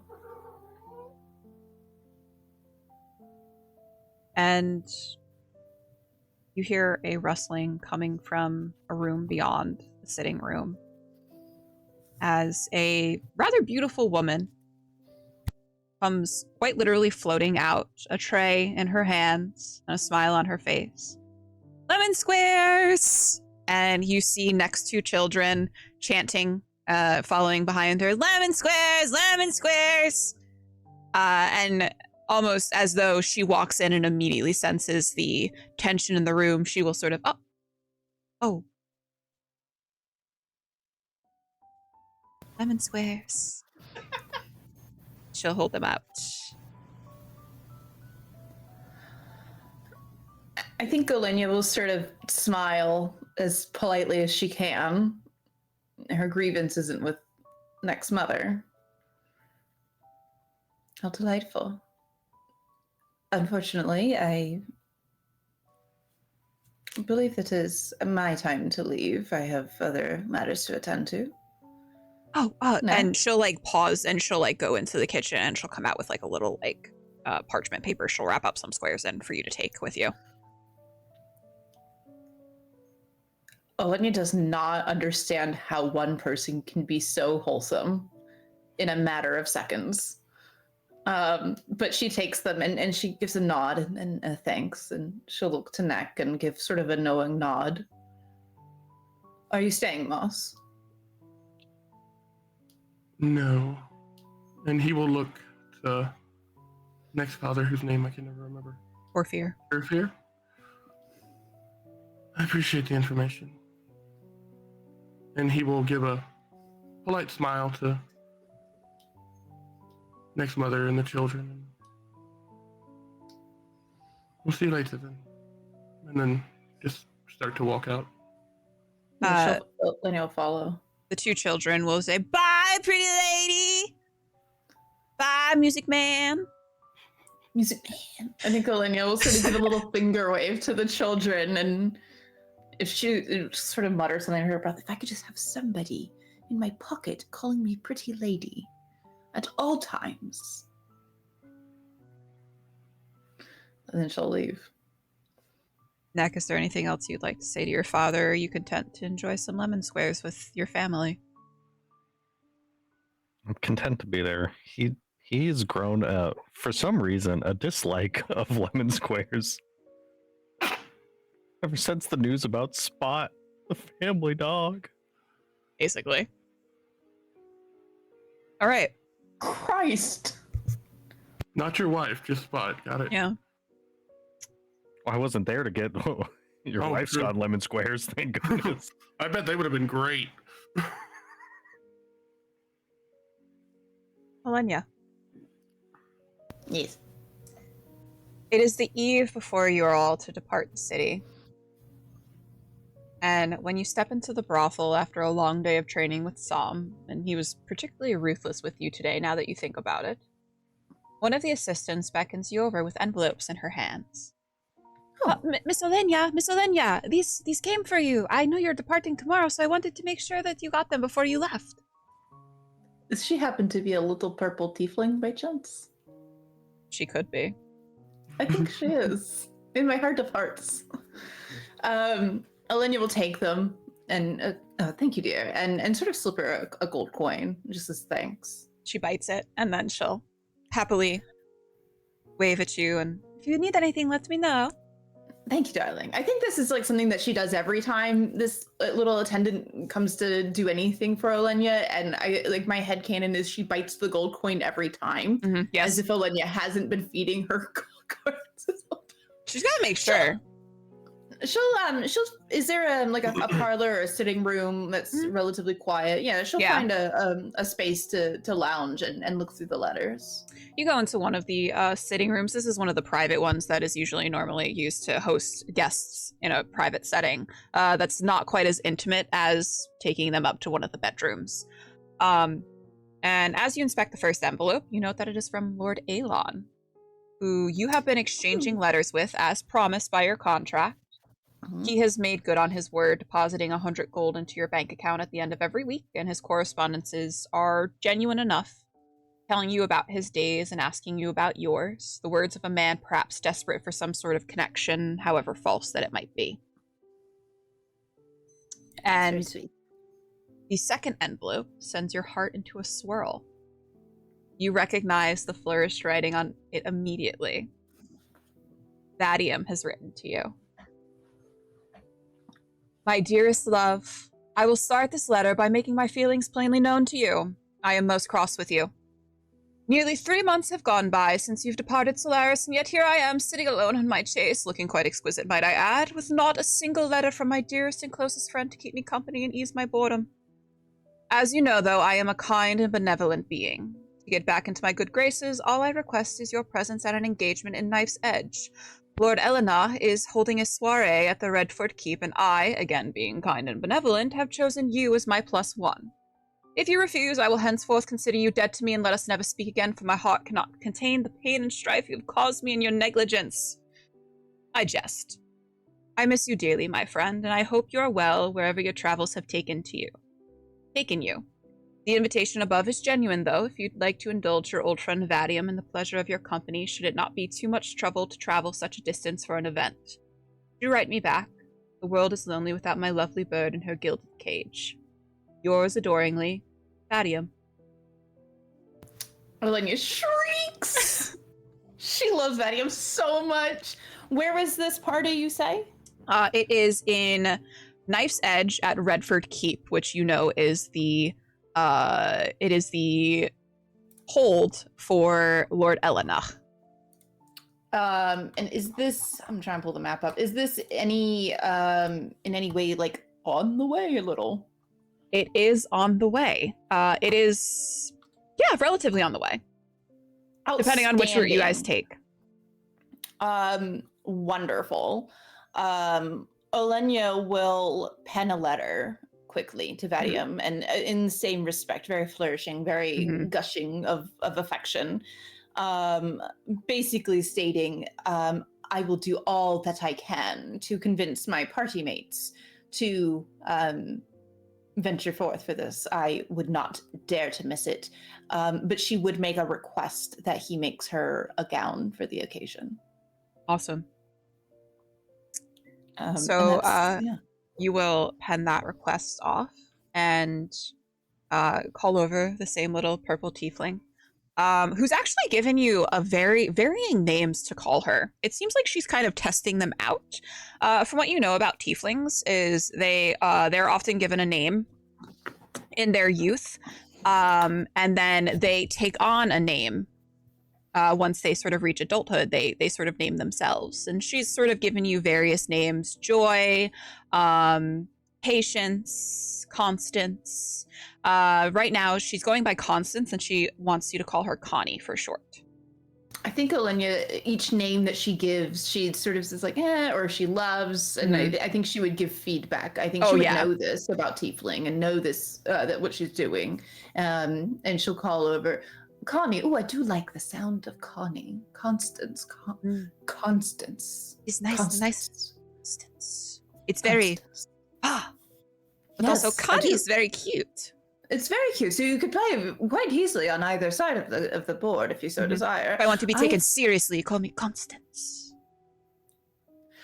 The benefit to this is, as we do in our business, we attend to the fantasies of those who pay us. And I think you have a lot of versatility with that. Constance. I'm going to test my signature out too, because the signature is everything. Absolutely. Oh, you have a letter? I have. And she'll hand it over. I will send this out in the morrow. Thank you, my dear. Is there anything else you need from me, Miss Oleyna?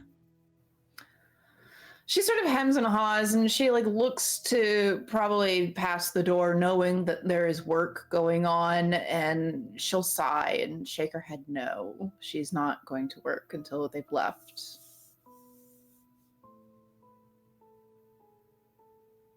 If you want any company tonight, I am off of hours in just a few minutes, so perhaps we can have a drink and maybe play some cards.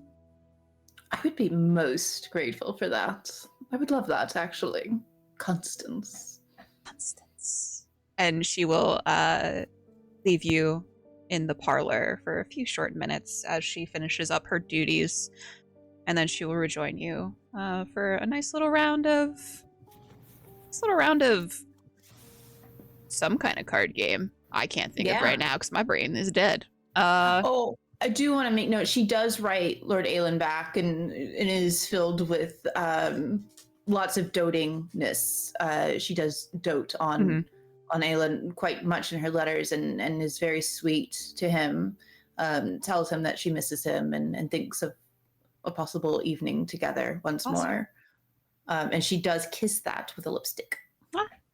And I will note that you, since you have made that deal with Lord Aelin, you have received 500 gold so far in payment. Also, welcome on in, Magic Academy RPG. Thank you so much for the raid. Welcome on in. Let us know how your game was. Thank you so much for the raid. Welcome on in, everyone. We are going to hop right back into some RP, though, as we move our session along. I appreciate you so much. Eilif. Searching around for room and board landed you within Eliam's Grove at a hostel for travelers. Board is cheap, and though you have contemplated holing up in an abandoned house, you found the hostel to be pleasant enough, even with the constant rotation of guests coming in and out. You found that the hostel was set up by the Circle of Ivy, the druidic circle within Dunbreg, who call Eliam's Grove their home and wish to set up a safe haven for travelers. The druid overseeing it is an older human woman who has proven to be stern but not unkind. She had introduced herself to you as Nyril Tresira. The night before your departure, as you're about to head to your shared room, she beckons you to follow her instead. You've not yet been in the room she guides you to. It is small and intimate. Shelves of jarred herbs line the walls with other trinkets and old tomes. The drapes have been drawn close, and they are a rich shade of emerald with plant patterns embroidered along the edges in a gold thread. At the center of the room sits a small round table with 2 seats. She gestures for you to take a seat across from her. Yeah, she seems nice enough. I'll take a seat. She leans across from you. Many believe the power of a druid lies in animals and plants, but our powers lie within the natural world in its entirety, in listening to what it tells us. There are few in this world who are able to discern the delicate twines of fate that wrap and weave themselves around each other, and every one of us. She looks at you. Her stare is suffocating. It's like she's seeing not past you, but into you. All that you are and all that you will be. I have dreamed of you, Eilif Sanse. I have dreamed of the beings that formed your creation. They are magnificent and devastating. They are everything beautiful and ugly in this world. The beginning and the end of it all. And she reaches across the table and grabs your hand in her own cold, wrinkled one. They will tear you apart. They will use your soul as a battleground, and nothing but destruction in their wake. Must not let them.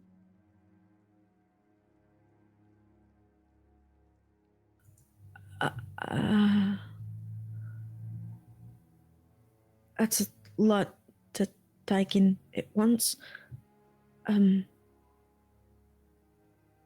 How do I not let them, I suppose?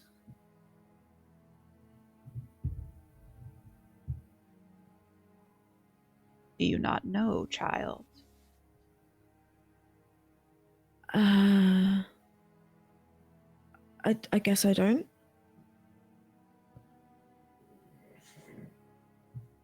You know yourself to be a descendant of a celestial being, but you know not the other side of your soul. The one that claws and reaches outwards towards you. I don't know of what you speak. I'm sorry. A pact was made when you were born. A deal was struck.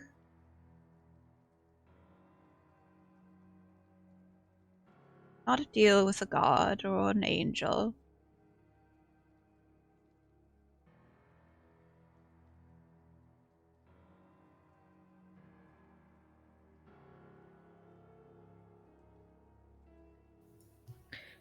I can't imagine. I can't begin to fathom how you know this. I told you. We are connected to the world, all of the fates, all of the strings, threads, everything that weaves us all together. I have dreamed of you, Eilif. And there's this far-off look in her face. Like, she's not quite with you. Physically. Mentally. Then who do you see from my creation, I suppose?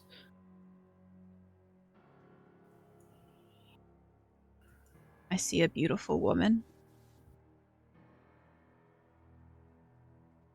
And I see a horrid, wretched man who deals with devils and cares not for the ruin he causes.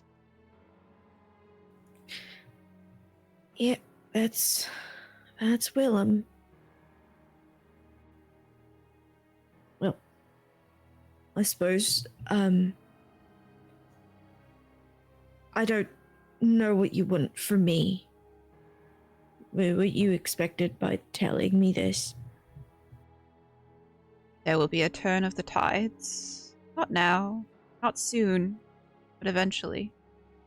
There will be a choice that has to be made, Eilif, a choice that you have to make.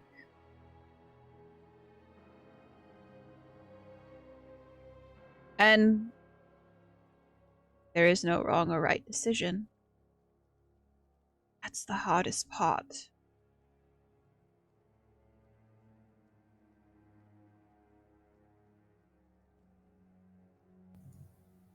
Well, that's terrifying.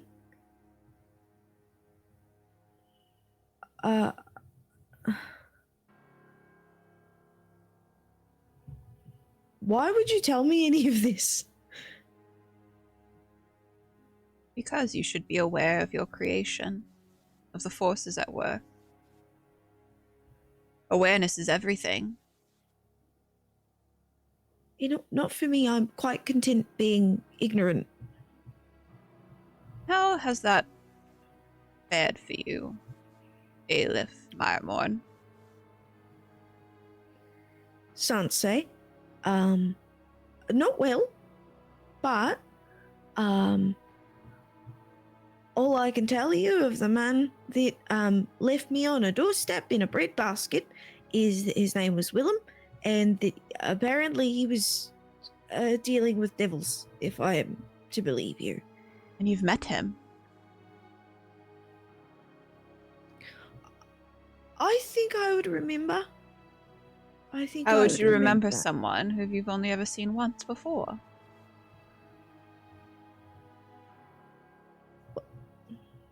The urge to punch him in the face, I suppose.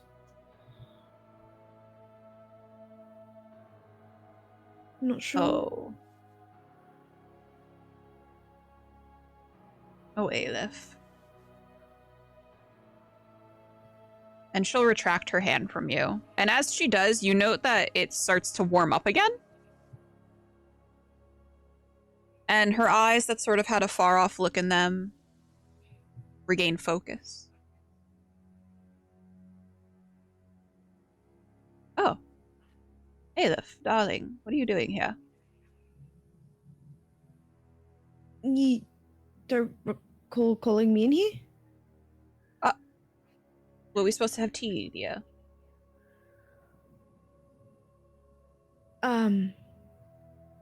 Yes, we were. Let me, hold on. And she'll sort of scurry up in her, she's dressed in, like, very, like, long robes. She will, sort of make her way over to one of the shelves and grab some of the herbs. And just one moment, dear. And she'll scurry off, into the kitchen that you know is adjoined to the room. How are you feeling, Eilif? Confused and terrified. Like she knew, like it's pretty obvious, just by the eyes of what like the celestial bit. So she was like, yeah, no, I got that. That makes sense. It's the other bit that scares her. Because she has no idea what that means. I've met him. I've met like 9 million people. I think she's also terrified by what she may have passed on to her child. Because it seems like maybe it's not just the name that's going to put him in danger. Blood is everything. And Eilif, you should know that. What is your trade? Fuck. What is your subclass? You got me there. Got me there. Well, Moss. that's it. It is the dawn on the morning of your departure. The morning. Top of the morning to you. Top of the morning to you. It is the dawn on the morning of your departure. You stand at the dock where you had prayed to the Tranquil. These last 2 weeks, these last few months really, have left you feeling despondent. For so long, it has felt like you had been searching hopelessly for your mother, haunted by the ramblings of your father. You thought your companions to be stable, constant in this turmoil, yet your own terrible thoughts of inadequacy have poked and prodded, drawing you away from them. How are you feeling in this moment? After everything that has happened the last 2 weeks? Moss has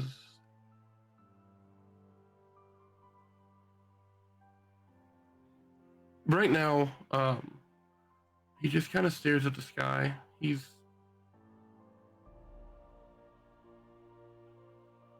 heartbroken and lonely.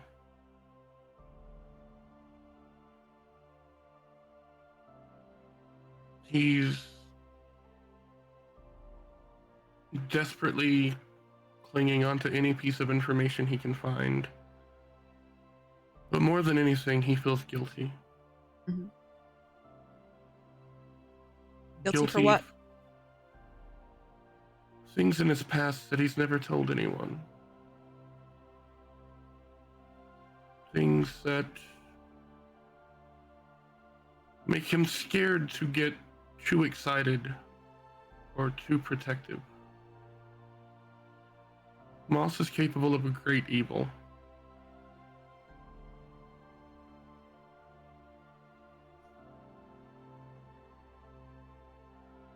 And he is ridden with guilt about what happened before he left Turgeron.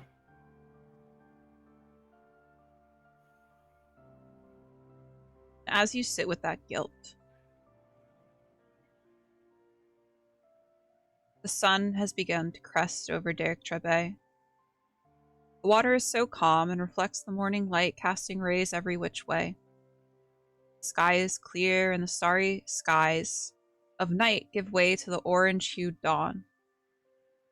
Softly, in the distance, a gentle hum permeates the quiet around you. A tune unfamiliar to you, surprisingly enough.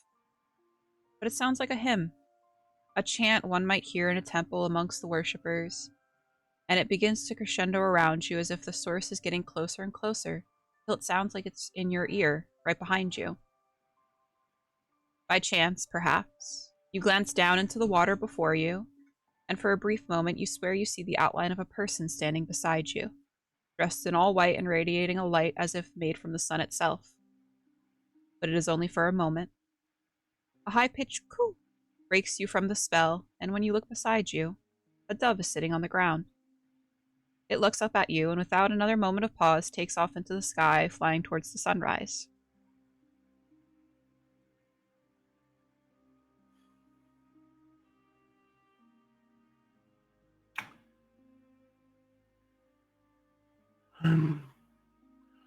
Moss will stare at the dove, thinking of his father's birds.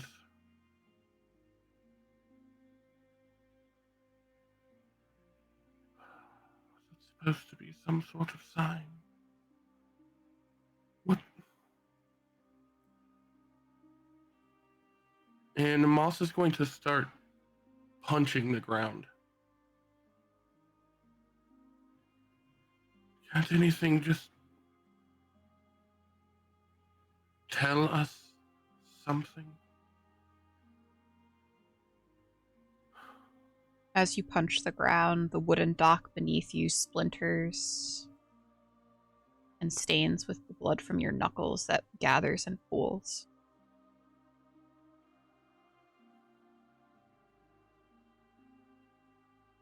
Moss will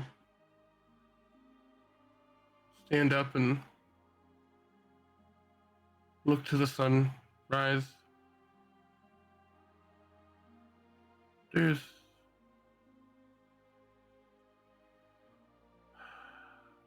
Lets out a long sigh. She's still out there. I have to find her.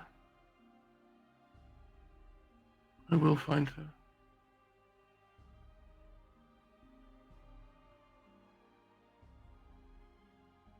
And we return to present day. The party as they travel southward. First leg of your journey has landed you back in Whitewood. It is as you are boarding your horses and preparing to turn in for the night at the Whispering Hollow Inn that a man bursts through the door of the establishment. From outside you can hear cheering. People hooting and hollering in celebration. The war has ended, the man yells excitedly, grabbing the first person he sees, a small dwarven man, and shaking him by the shoulders. After 2 long years, the war has ended. Finally, the queens have declared it.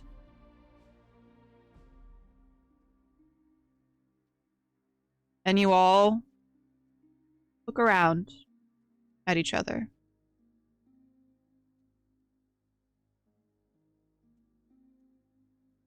Perhaps confused. That seems awkward. Neck, what was the state of the front lines when you left? What's the state of the front lines when I left?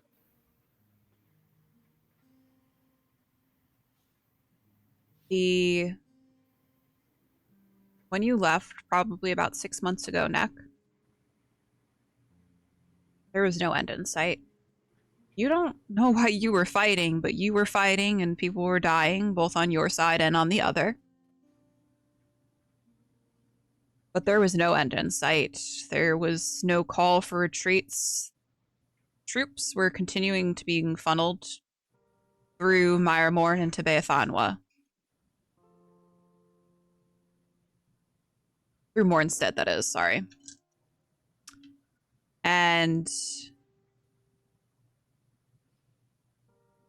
even when you were in the capital, even when you had visited Ogun to deliver that package, there was no talks. You could hear the whispering amongst the people within the Silver Spire Heights, within Dullahan's Keep. There was no talks of any sort of retreats, no victory, no surrender. Like no end in sight. Nope. This is bizarre. Weird. What changed? What has happened in the last 2 weeks? A war doesn't end in 2 weeks. Not like this.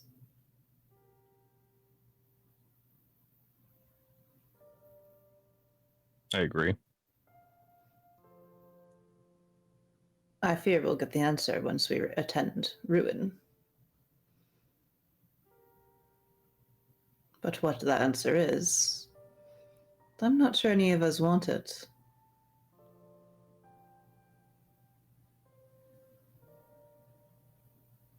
So, maybe we be wary.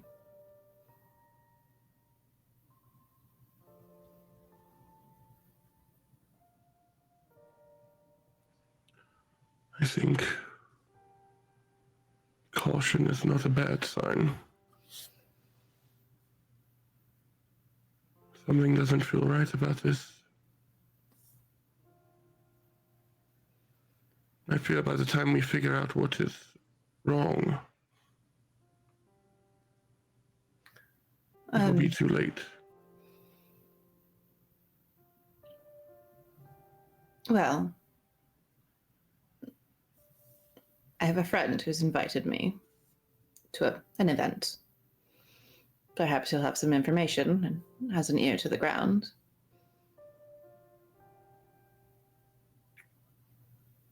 What of your friend?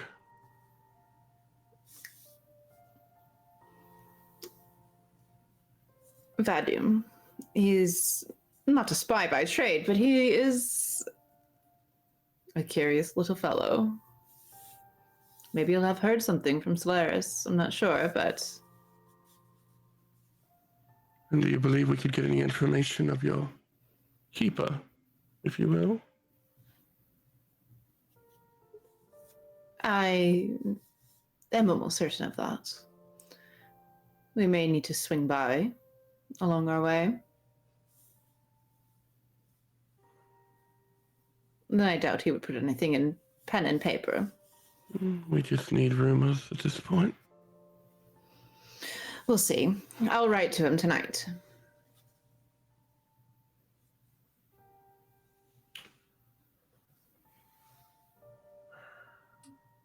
Anything else anyone would like to do before you all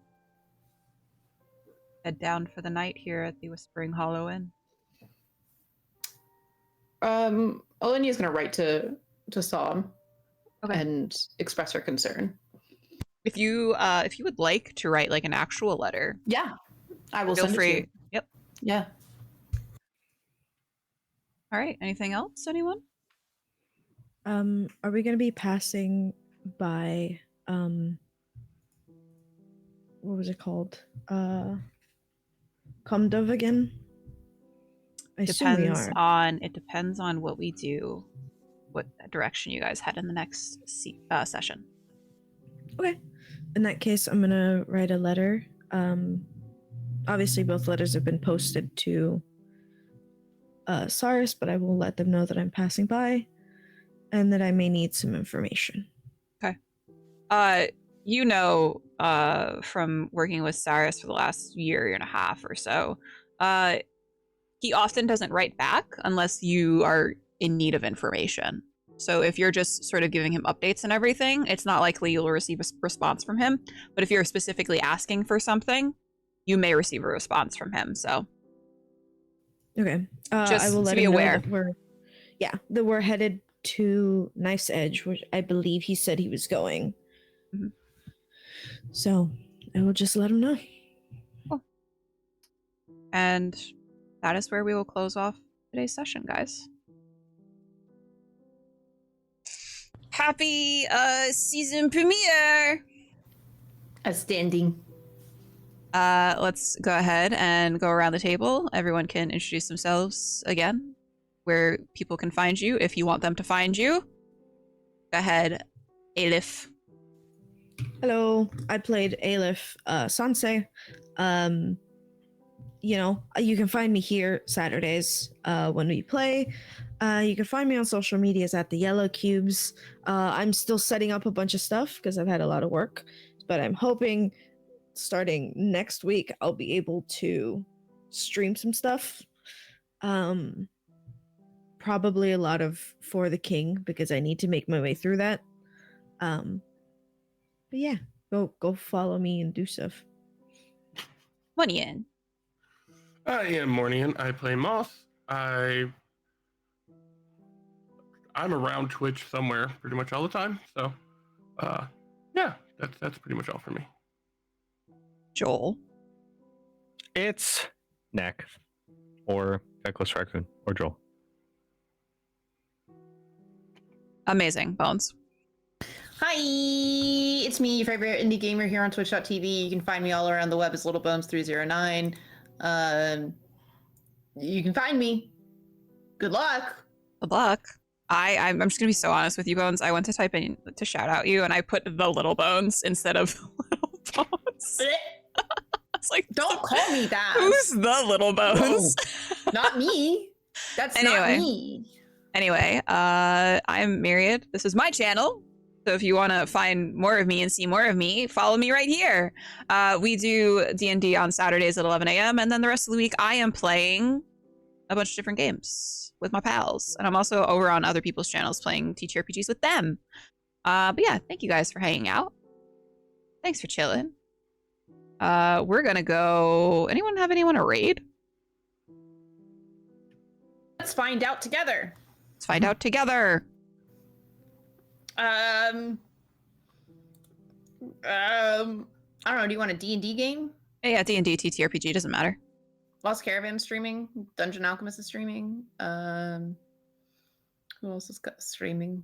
Wanderer's Haven is streaming. Eat to Surf is streaming. Mythical Family is streaming. Ferret Software is streaming. I know they're streaming. I know they are. We can watch the ferrets together. All right, we're gonna go right on over into Wanderer's Haven. Looks like they're playing Arcane Crimes Division Winterland. I don't know what that is, but we're gonna go right on over to them. Ooh, sounds interesting. Oh, you can be paid married me. So yeah, thank you guys for hanging out. Thank you guys for chilling. It was such a great first session. I love that. Thanks for all. Chris. We're going to go right over into Wanderer's Haven. And then I will see you guys next week for session 2, where I traumatize my players even more. Everyone say goodbye. Goodbye. Bye. Bye.